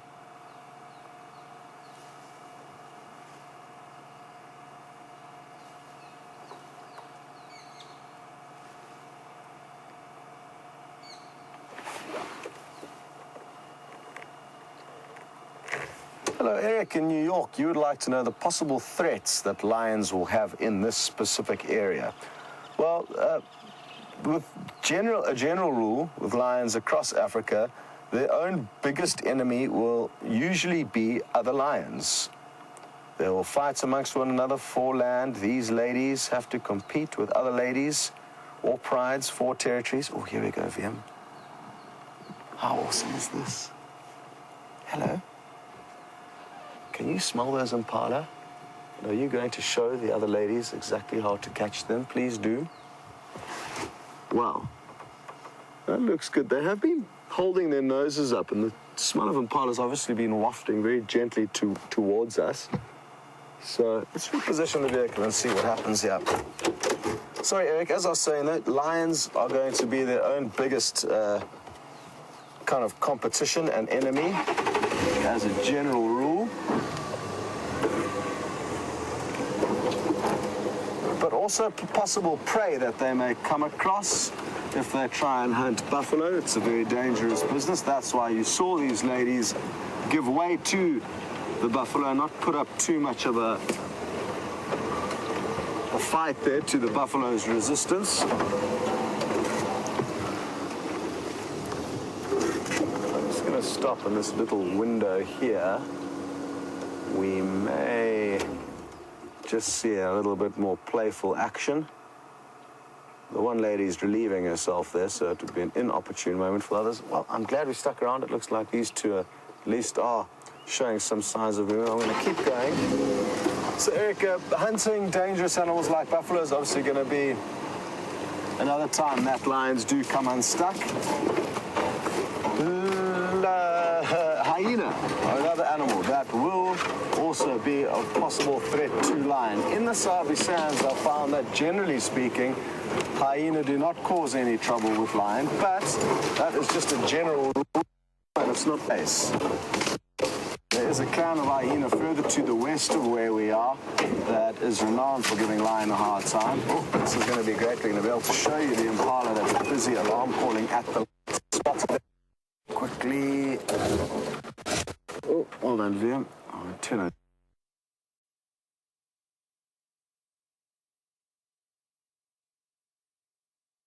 Needs to level off the camera quickly here. You can see it's looking straight at the lion.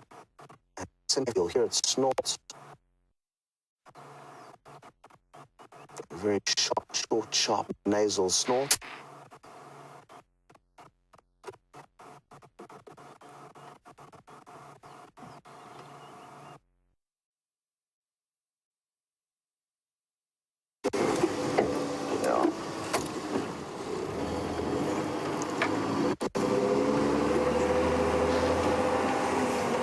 Okay, apologies, we're just trying to find a spot where we've got signal, some view, which I think will be somewhere just about now. One lady quite close to us, behind us to the right. I think she's going to be our best bet. We can't show you the impala from where we are here, but we're going to be able to get some fantastic close-ups of this individual. Hello. So, these two lioness couldn't resist the smell of impala that was wafting towards them, but like I said, it was just too open, too much ground to cover, and the impala with absolute ease managed to spot them. They've had no need to actually even run away, the impala. They feel so confident that they are happy to stay right here, keep an eye on this threat, rather than fleeing into the unknown.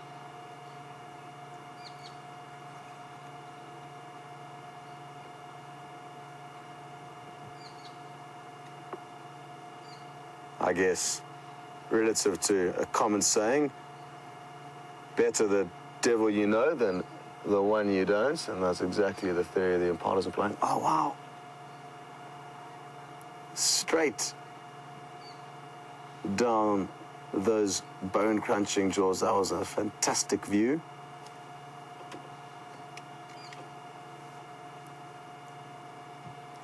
Hello to Draw in Berlin. And you are wondering if I ever have the urge to lean out as the lions walk just meters past our vehicle and try and touch them. To be honest, I don't, Draw. I've never had a huge inclination to want to cuddle these animals or play with them, and I guess that's because I'm a firm believer that these animals belong in the wild and not to be in a scenario where we can pet them. I get enough animal attention from animals that have been domesticated, and I'm content playing with dogs and domestic cats. But wild animals, no, I really don't. And I guess it's because I've got a probably sour taste in my mouth for the amount of people that do not realize the kind of negatives, and again, this is just my opinion of having wild animals in captivity. It is necessary up to a point. I'm not saying that that is not the case, but for humans to go and to be able to cuddle baby wild animals, for me, is merely a money-making racket. It has got nothing to do with the well-being of those animals. Again, don't be confused. I understand there are necessities for zoos. Again, even then, you get good zoos and bad zoos, but I do not mind a good zoo. We're not going to go into the finer details, but again, I do not feel that at any point in time it's a requirement for money to be made off the petting of animals, and that's what's, I guess, caused my brain to not think in that light.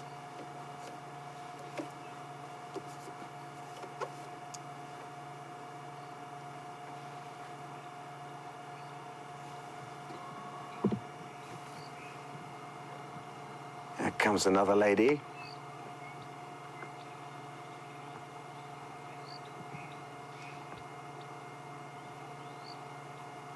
Hey, Walt R. Buck.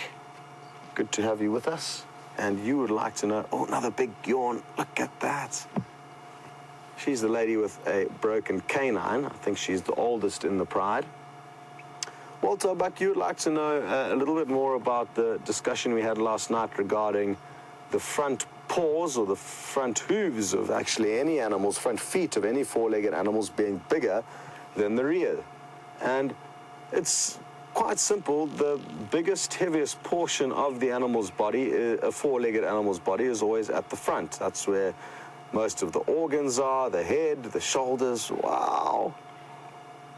And therefore, bigger support is needed. That's why they have the bigger feet in the front, not the back. It would kind of be inverted. It would be, you would be inside out if your back feet were bigger than your front feet. For a four-legged animal, you would look very clumsy, I guess. It just makes more sense in terms of the anatomy and the job required of those paws.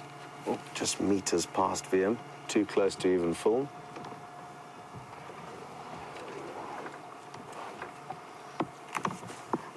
What are your ladies' plans? Is this a second wind? Are we going to get a little bit more action from you, or is this just merely repositioning to keep the close bonds and cohesiveness of this pride intact?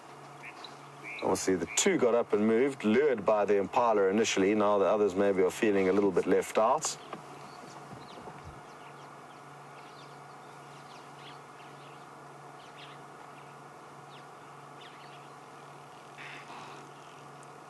The fifth and final member is making her way here. I just want to see if I can't roll forward a tiny bit to find a little gap of where this impala is. Can you see it through there, Wium? Yeah, it is. Let me just keep creeping forward. There it is. Morning for you still with England? No, I overcooked it. Yeah, Let's hope we still have signal in the next gap. Oh. You would have got a glimpse of the impala, who's still standing exactly where it was. Oh, there we go. Well done, Wium. There's a little tiny window of opportunity to keep an eye on what's going on there. And this is where the lion are right here. And that, in terms of distance between the lion and the impala, is probably, I would say, 70, 80 meters. And it just goes to show that impala and a lot of prey animals will back themselves once they know that the predators are around, unless, of course, they are very, very close. And when I'm saying very, very close, 20 or 30 meters, the impalas would probably not hang around. But again, just to further emphasize how quick the prey are and how well adapted they are at escaping, an animal that hunts on its own, like a leopard, would need to be 5, maximum 10 meters away before its prey, before it lunges. Otherwise, the prey is just simply too quick for it.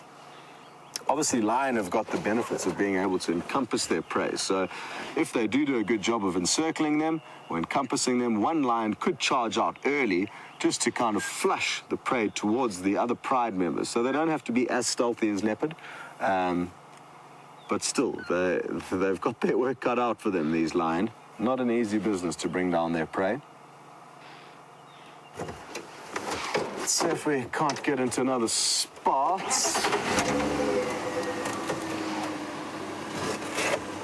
I don't want to go any further down this little dip because I fear we may lose signal. We're not going to run over a lion, are we, Wium? Okay.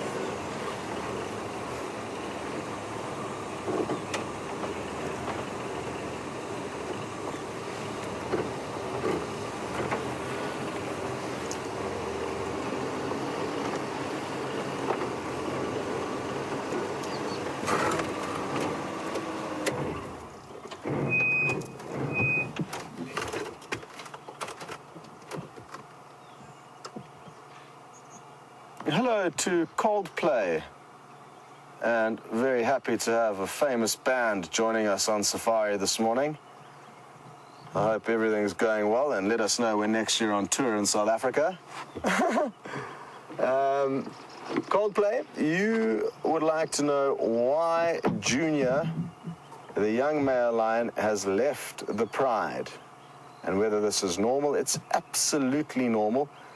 If anything, it's imperative, it's important that young male lions that are born to any pride, as Junior was, move off and go and spread their seed elsewhere once they have passed the grueling gauntlets of being a young male lion trying to establish his own territory. It takes at least 2 or 3 years after a young male lion has generally left its pride. At around 2.5 to 3 years of age would be your average age that a young male would often be chased away by his fathers or by a new coalition of males that has come through. In this case, it was the latter as opposed to the fathers having to chase them away. The fathers were chased away by a coalition before they even had time to chase away their son, who was getting to that age. He was showing sexual curiosity with his mothers and sisters, which you don't want for inbreeding purposes. So it's not uncommon, Coldplay. What was unfortunate for Junior is that he was alone. He was a single boy, and unlike the Birmingham boys who had brothers and cousins of similar ages that they could all join up together and leave simultaneously and form a strong team of 5 males, that's not always the case. So you could say Junior was unfortunate. But according to the speculations that he is still alive and it has been seen in the Kruger Park not too far from here, I'm told he is with another young male, if I'm not mistaken. So he could have already found another friend to join forces with, and obviously, even though it's just one male that he's joined up with, it's better than being alone. But he does have his odds cut out for him. Well, that's the way Mother Nature ensures that populations stay intact. Not every young male lion that reaches adulthood is destined to be a dominant male of an area. Only the strongest and, in some cases, luckiest males will get to be dominant. It's not like kind of the lives of humans. Well, I guess it can be related to the lives of humans. Not every human will be fortunate enough to get married and have kids, although it's a lot easier for us to fulfill that role than it is, I guess, for lions living in the wild. But that's merely because we don't have the same competition as we did when we were more wild animals than we are now. But it's not every animal's privilege to be able to mate and be dominant. It's the same for the herbivores as well as the predators.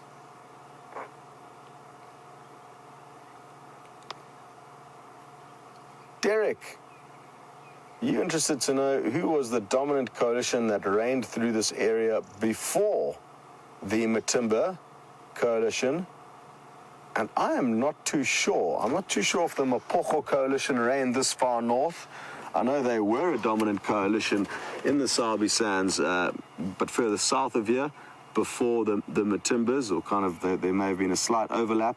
The Majingi lions were post-Matimbas, and they've actually been seen chasing those two Matimba males around on Londolozi, which is a property south of us. It appears, sadly, like the Matimba's days are numbered. They've had an altercation, I'm told, with the Machapiri males, a coalition that we don't know, as well as the Majingi lions, again, a coalition that we don't know and see, but that occurred further south of us. If anyone, and I'm sure someone will be able to furnish us with the information as to who was here before the Matimbas. I'm guessing, though, this was probably 6 or 7 years ago. The Matimbas range here for quite a long time, and it's not uncommon for male lions to dominate a certain area for up to 6 or 7 years. They'll generally become dominant over any given area from about 5 years of age to 7 years of age, which is applicable in the case of the Birmingham boys. And you'll tend to find that they'll be strong enough to be able to generally maintain that area for about 5 to 7 years. Again, there's so many variables, but that's the general age at which they'll start, their health will start degrading at around 12 years of age. Just like the Matimba males, I think they're there and thereabouts. And now they're getting a little bit old. They've passed their sell-by dates, and slowly they are losing power and condition. Let's see if we can reposition and find out what this one lioness in front is doing. She appears to be on the move again.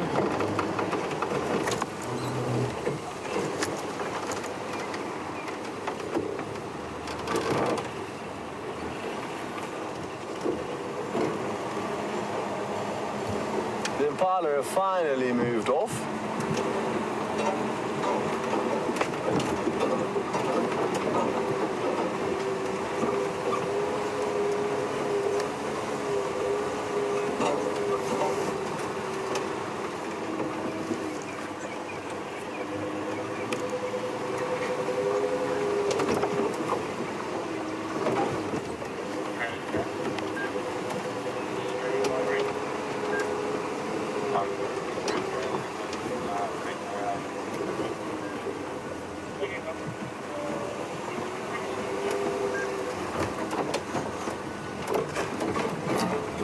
We have been so very fortunate this morning to see them as active as they have been, and it looks like we're going to get a few more little glimpses of movement.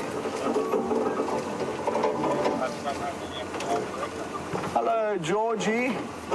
You would like to know if we know if any of these lions are actually pregnant, as well as Virginia. And Georgie, we can't be certain, but there is a strong chance that some of them are pregnant.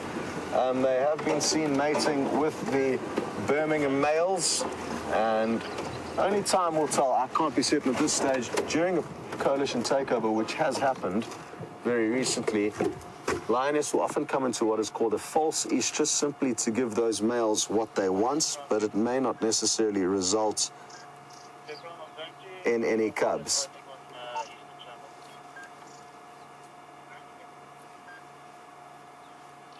So hard to be certain, but I would not be surprised if any of them are in fact pregnant. So anytime in the next few months, after a 3-month gestation period, we may just get lucky. And isn't this great, right in front of the vehicle?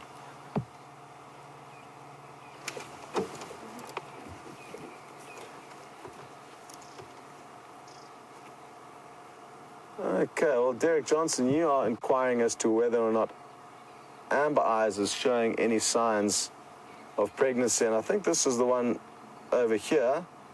And no, her belly doesn't look to be sagging to me. If anything, quite the contrary.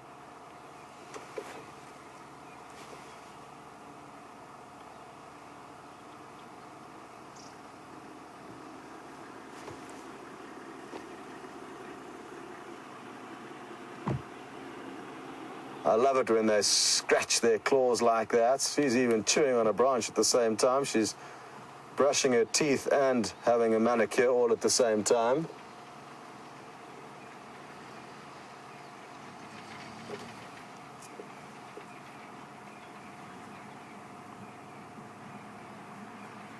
And Zumi Mike, exactly. Just like domestic cats, these lions will be shedding off little sheaths of their toenails, leaving fresh, sharp nails in their wake. And that is why they'll continually try and maintain their sharp claws for good reason. They use them to latch onto their fast-moving prey. Sadly, it appears like these ladies are doing two things which don't suit us. They are about to possibly cross over our northern boundary. Failing that, they're going into a dip where we may not have signal. Either way, it has been a fantastic, fantastic morning following them. There's still two more off to our right, one of which is on the move. The other one is still lying down. Now, of course, and unless, of course, we are lucky and there's a breeding herd of buffalo somewhere nearby or some blind warthogs, I don't think we're going to be seeing too much action from these ladies. But who knows, maybe they can hear something or smell something that we are unaware of. Brian in Philadelphia, thank you so much for letting us know what happened a little bit earlier. You have had a long day at the office. It was 10:30 p.m. in Philadelphia when you were planning on going to bed, but you thought you'd just check in on what's going on SafariLIVE. And since then, a couple of hours later, you've had a few beers and a lot of action and entertainment. So apologies to keep you up. I do not want to be involved in your thought process when you have to wake up tomorrow morning, but I'm very happy that you did get to catch up with the Nkuhumas pride and enjoy a few beverages whilst doing so. Jealous, actually. I wouldn't mind being in the same situation as you. Shane, this lady's got a bit of a limp. It's a front right paw has got something wrong with it. And Nemo, Diane, and Mary, you guys are all interested to know my thoughts on this paw. I can't see what's wrong with the front paw. Maybe it's just a little bit sprained, possibly. Her back right paw also has a very slight injury that we've been able to see. So that's got a visible wound on it, not at the moment. Wium's trying to show you guys as much as possible of that front right, which is certainly being nursed. And the back right's just got a very kind of slight gash in between the kind of middle toes, you could say. Just going to reposition quickly. I'm going to try and stay on some high ground and just get a long distance view down of them, work out what they're doing. Those stations in Nkuhumas look like they're about to cross north into Buffalo's Hook, Gari cut line.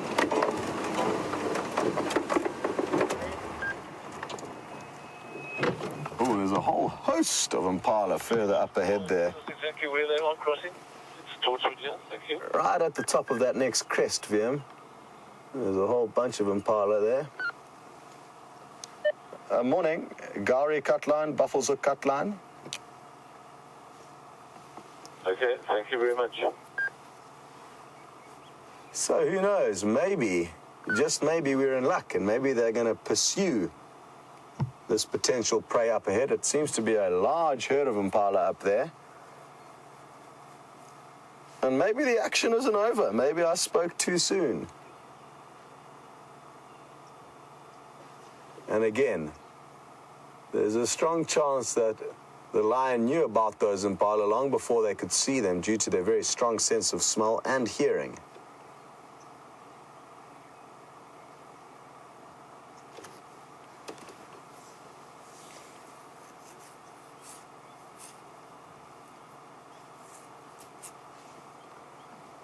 Now that little dip where those lions are sleeping at the moment is a signal void for us, so I'm going to stay perched up here with some long-distance shots for the time being. If they do, in fact, decide to pursue those impala, then we'll be able to head through the dip and regain signal. But for now, I think these are going to be our best possible views.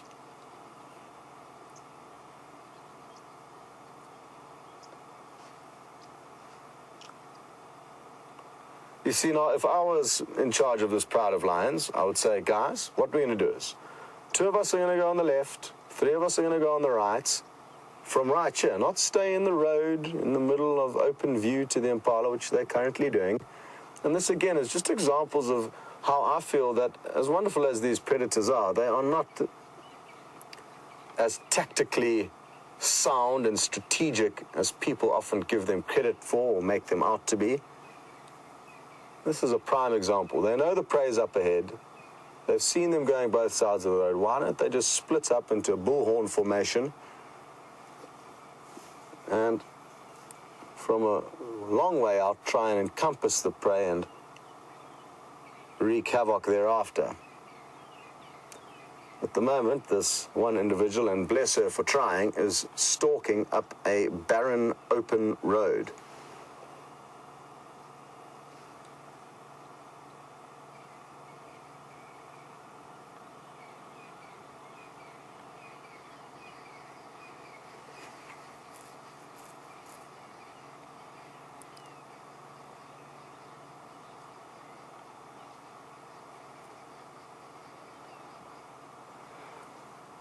Wicked Blues Band, I'm glad that you have the same train of thought as I do, and Wicked Blues Band is just relaying that he too or she too, I'm not sure whether you're male or female, Wicked Blues Band, difficult to tell with a name like that. I'm guessing that you'd be a male, but let us know. Mr. Wicked Blues Band or Mrs. Wicked Blues Band, whoever you may be. But yes, they are not displaying huge amounts of intellect and hunting prowess.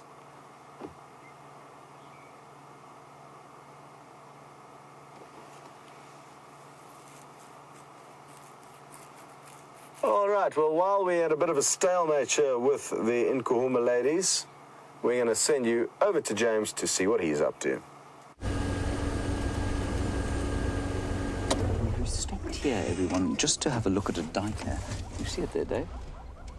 It's that antelope through there on this path. There's a little duiker who thinks we can't see her.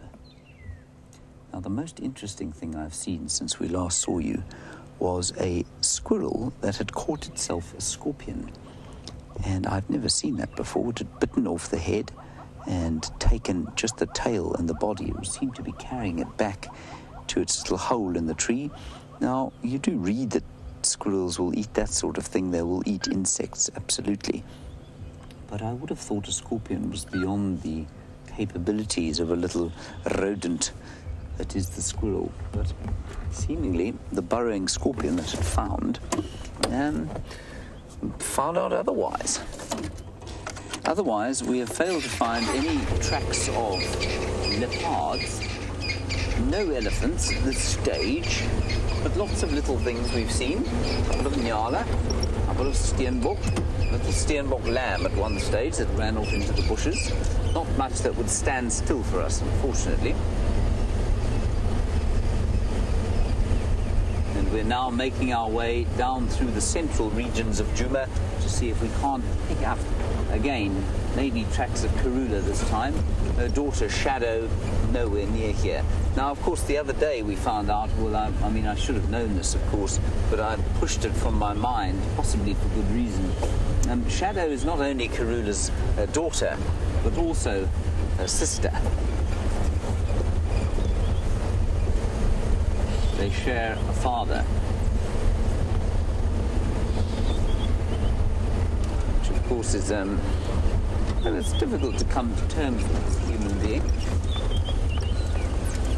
Just going to stop here. There's some bird activity, and I'm wondering if there are not a few alarm calls. David, just have a look here. There's a spider.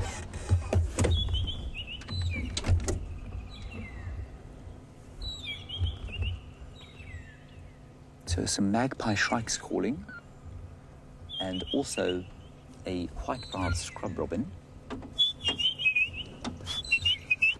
Right, now what I'm going to do is point this thing out to you. And if those lions do something extraordinary, I won't be able to hear about it, so you'll have to crash cut away, Kirsten.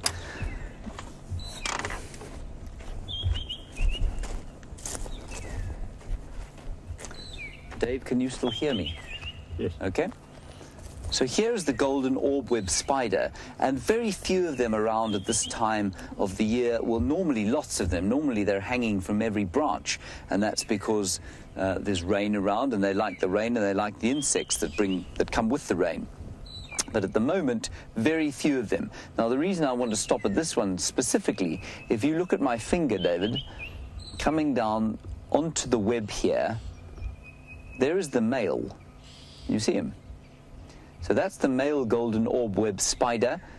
And I think, no, he's still alive. And his consort is this much larger female here. There she is. I'm just touching her on the hand. See?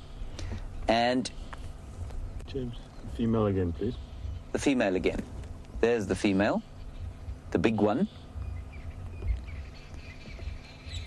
Right. Now, the female is obviously much more vast than the male, and that results in his being eaten, of course, once they have, done what they had to do. His function is over, and she will often eat him. And the other thing I wanted to show you here is this thing.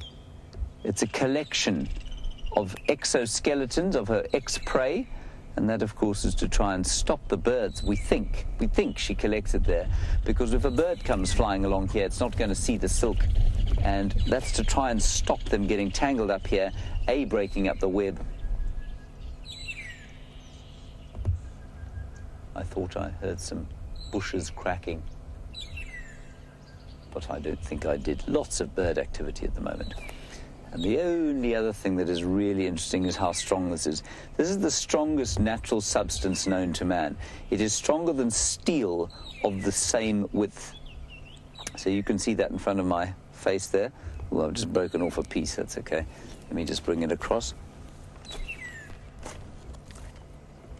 There, can you see it at all, Dave?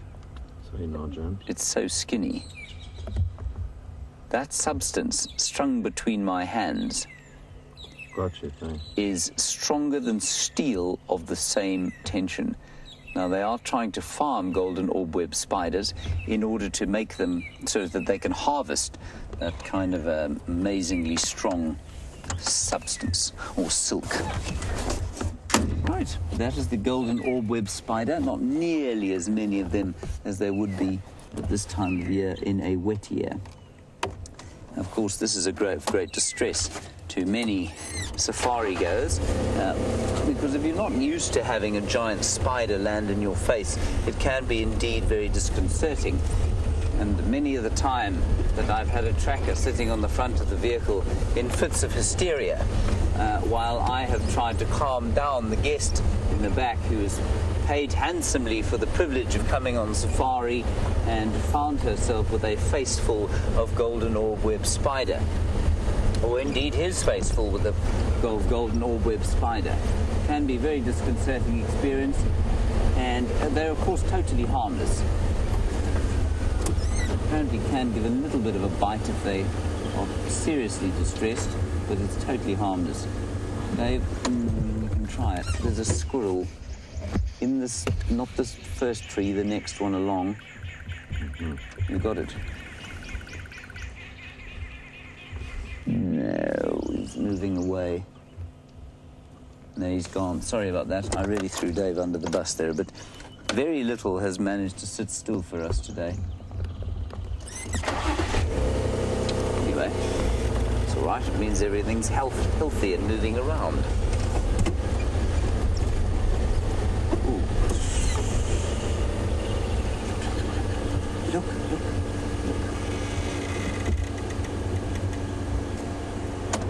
Can you see that, Dave?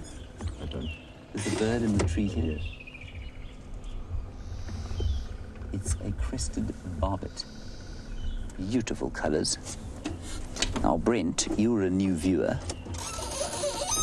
and it's 1 a.m. in the morning where you are. You're watching a live safari. You're asking what you're doing with your life, A, and how, B, how we are doing this. The first question I cannot answer, Brent, other than to say you are clearly not wasting your time if you're watching us. And we're very grateful for your time.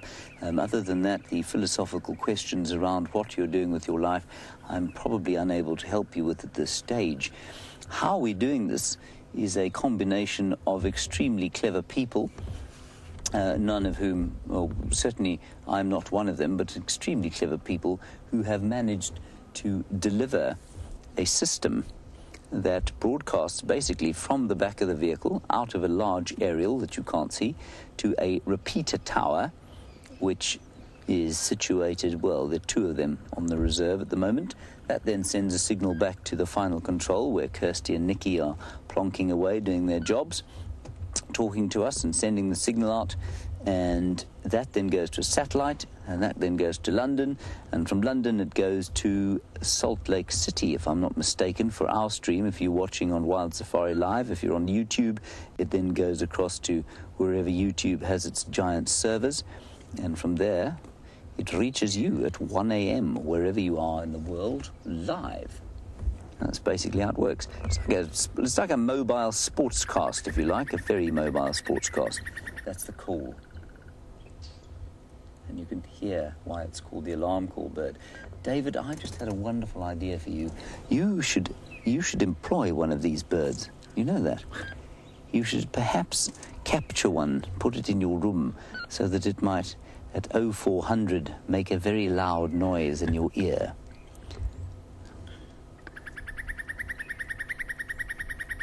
There we go. David struggles at the morning sometimes, everyone. Yeah, interesting one, yes. Now, Donna, you want to know how David is adapting out here, and you heard that he ate a fly the other day on drive. I think the fly is the least of his worries at the moment. At the moment, Donna, he seems to be suffering from what many might call an advanced case of narcolepsy, which basically means that he cannot get his butt out of bed in the morning. And oftentimes do we hear his alarm call singing gently to him. He's from Cape Town, you see, so he's got a very... Oh, you're from Johannesburg? Johannesburg. Have you spent time in Cape Town? Yeah, you see, it softened him up a bit. And what happens is that his alarm plays him a very gentle song in the morning. It doesn't make a very loud noise like the crested barbet. And so he just sleeps through it, sort of thing, and then we all get on the vehicles and everyone's forgotten about him because he's quite a quiet fellow. He doesn't sort of throw his weight around the camp. And so we don't notice until we're trying to take safari, and then we hear the gentle snoring and the gentle singing of his alarm call, and then we have to wake him up. So the mornings he is struggling with, otherwise I think he's adapting pretty well to the bush. David, do you have an opinion on this? Look, adapting fairly well, otherwise I would say quite happy to be here. Yes, he says he's very happy to be here. I'm sure he is. If I had that much sleep, I'd also be extremely ecstatic, be in a good mood permanently.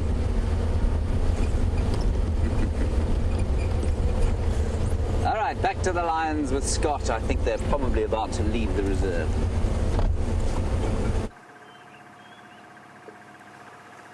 Well, there's not much to see here, but we would just thought we'd call you back to show you the only view we can get of them from a point of signal. Why don't you come with us? It's been such a great morning and we've had such great views of them. I don't think we need to see too much more of them. Of course, we would like to, but we don't need to panic if we can't. But let's try and go as far down into this dip as we can. As soon as we lose signal, I guess that may be a good time for you to go back to James, but we'll try and get you one last better view, but I fear that as soon as we go much further down here, we are going to start crackling up. At least our picture is. Oh, it must be starting to get a bit shaky. Maybe not. Maybe it is. Oh, we're lucky so far. Oh, will we be in luck? What will happen? Good view from there, Wium. Through that gap. Oh, well, I think that's as good as it's going to get. You can see her little ears poking up. It's been a wonderful morning. You can say your goodbyes to these ladies for the sunrise safari, but hopefully they are going to be around and they're not going to disappear over our northern boundary on the sunset safari. Wium and I are going to start heading back towards camp, and who knows what we may find on the way. But for now, over to James. Now, we are heading sort of down what we call Central Road, looking for tracks of a female leopard, a.k.a. Karula. Oh, I just want to say something here. This is very important. I'm going to stop the car and say this. Now, many of you are going to be upset by what I'm going to say. I don't think you should lose any sleep over it. But Karula, of course, is known as the peaceful one. And Karula, K-A-R-U-L-A, is in fact not a word. And I didn't think it was a word.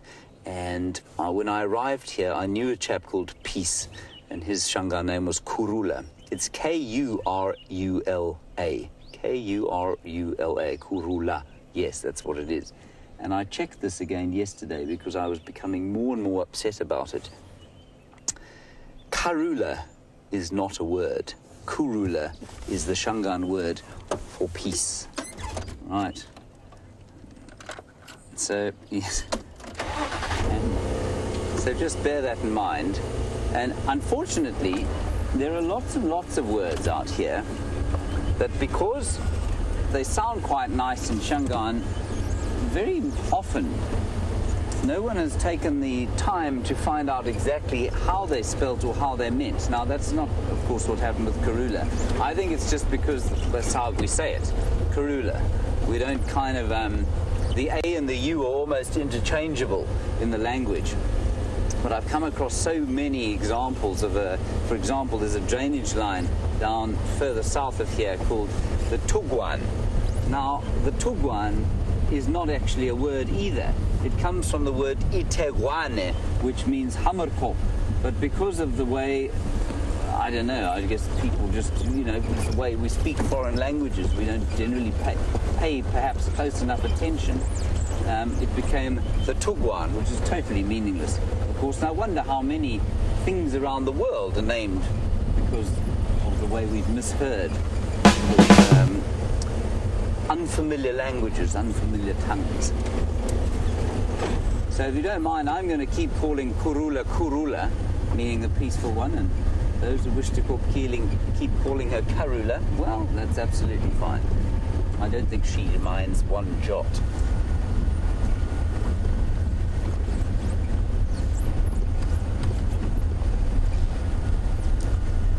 This is where she had her original den, and there's definitely nothing else there now.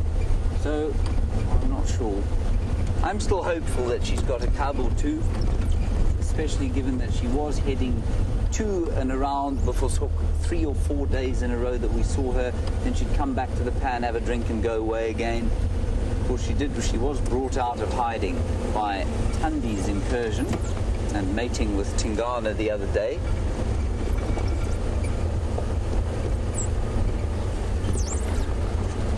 But other than that, she's been fairly thin on the ground, which is not a bad thing.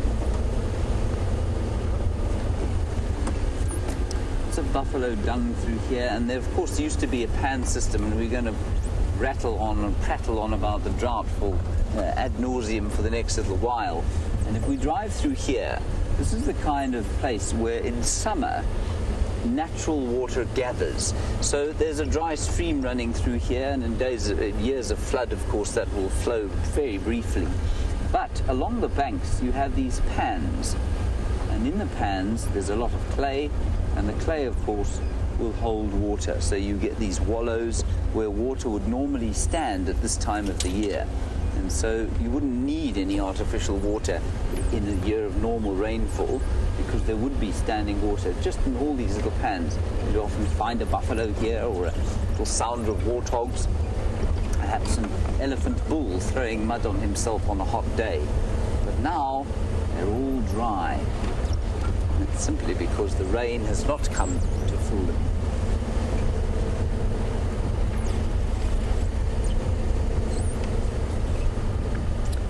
There's a really nice question here from Tony about the distances that we cover.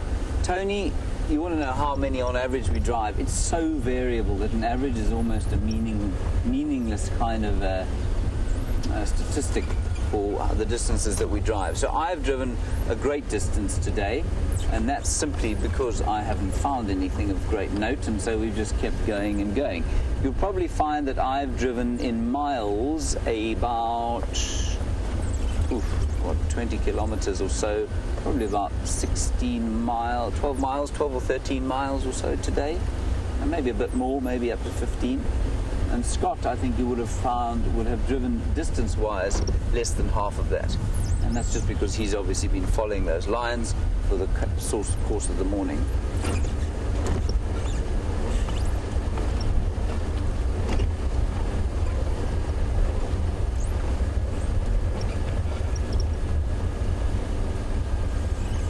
And very nice. Now, Maggie M., you're in Australia and you've heard that the word for leopard in Shangaan is yingwe with a Y. Y-I-N-G-W-E, and not ingwe, I-N-G-W-E. You'll probably find, actually, in Shangaan, that the word is neither. It's probably N-G-W-E, ngwe. And if you say there is a leopard, you would say yingwe. There it is, yingwe. And that's why I think people think that it is called... Sorry, there's a little nest above us here. I don't think there's anything in it. Right above your head there, Dave. But there are lots and lots of mispronounced words, and it is actually a real bugbear of mine, especially in an area like this where we're surrounded by Shangaan people, and there's no excuse for people not knowing the local word. And in fact, you know, from Australia or wherever you are in the world, doesn't, of course, you're not surrounded by it. But I think it's just disrespectful to be in a local area like this and mispronounce words. Okay, we're going to hand you back to Scott now to close the show, because it has been the Scott Dyson and Nkuhumas show today. Wonderful stuff. So often we have lions doing nothing. And today they put on a marvelous show. So big thanks to all of you for the brief time I've spent with you. It's been wonderful chatting. Thank you, David.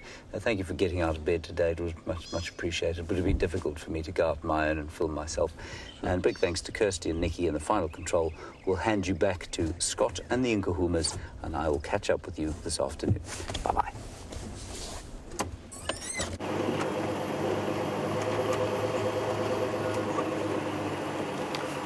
What a fabulous morning it's been, and I'm glad you got to spend some time with James towards the end of it. The lions were just too much action this morning to get James much time to entertain you guys, but what a wonderful way to explore Africa. 2 vehicles on a live safari, and of course we are so, so grateful for all of your contributions, comments and supports. And I think a morning like this is almost one to repay you, like I say, for all of your consistent support during the less action-packed drives.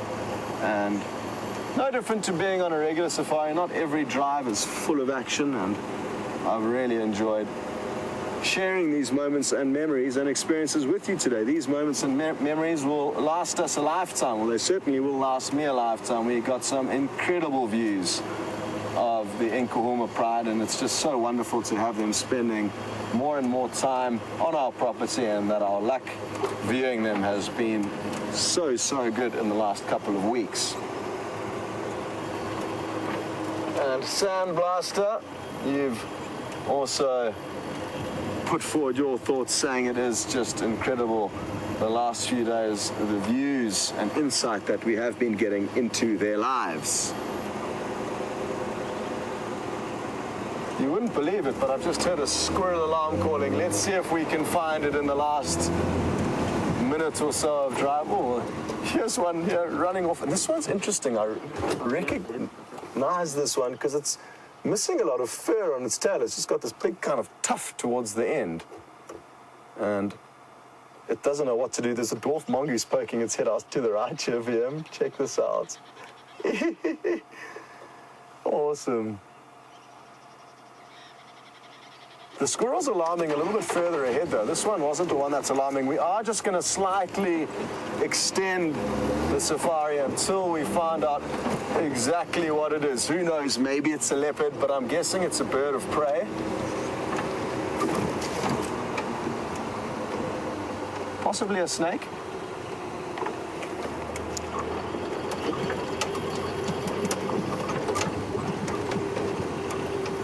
You may wonder what that big balloon is over there. It's part of our tech team's experiments. squirrels are still up ahead. Trying to pinpoint where they are. It's difficult having one ear blocked with an earpiece to work out where exactly sound is coming from. Can be tricky. I'm hoping we're going to find you guys a snake. But it's possibly just a bird of prey. Where on earth are you? Oh, there's two that are alarming, which is what's making our lives difficult. And the fact that they are alarm calling over wide distances mean I'm guessing they can all see the same predator from a distance, which means I'm guessing that it's a bird of prey. I'm not feeling confident that we are in fact going to find it, so I think we will. No, I can't leave you guys hanging. Let's finish this till the end. Let's find out where the squirrel is and at least get you a visual of it alarm calling. While we do that, I'd like to apologize to all of you who are missing the Juma Warthog camera, which is a live feed. We're having some tech difficulties with that, but the team is aware of it and doing everything they can to try and fix it.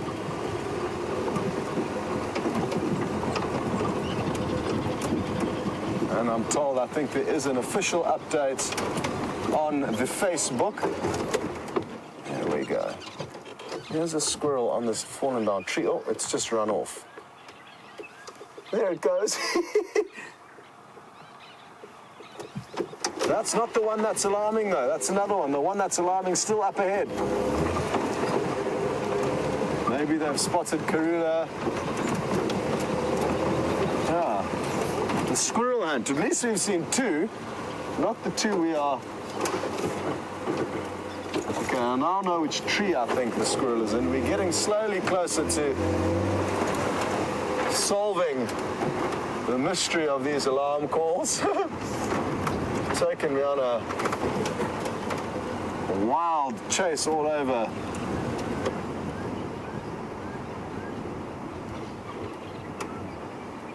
the general area. I thought the squirrel was coming along, calling from somewhere in this apple leaf tree.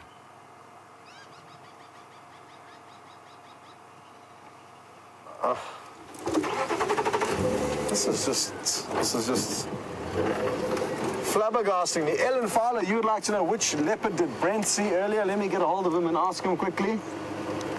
Brent, trying to buy myself some time here to find the squirrels. Doing a terrible job at it. It's up ahead. I think it might be the ones using my hotel, my nesting box as accommodation.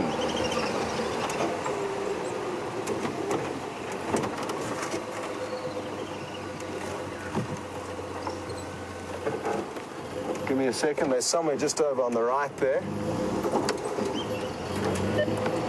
Brent.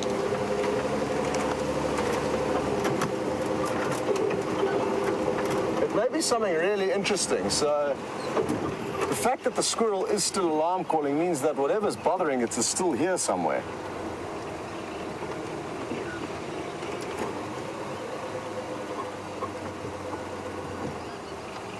Just the sound just keeps on sounding like it's ping-ponging. Wium, am I going crazy? It sounds like the sound is there, then when we get to there, they call here.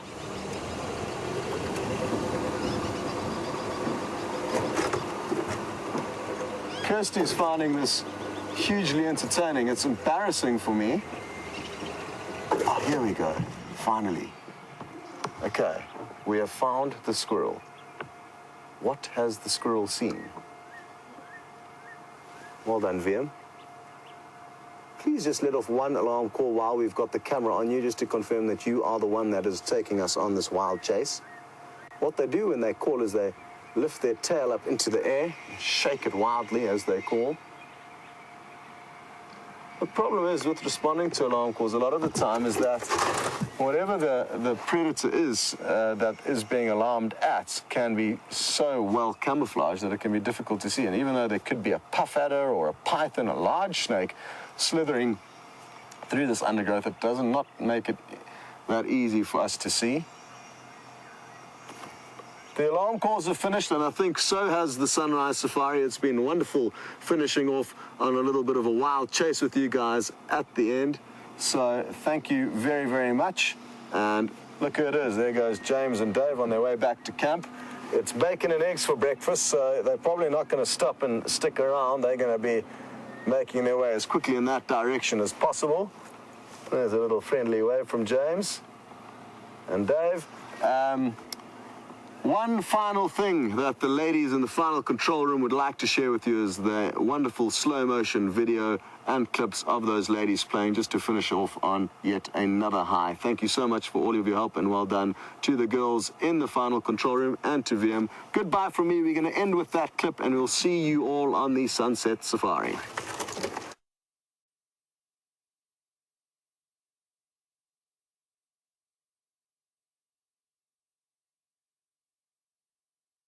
There we go.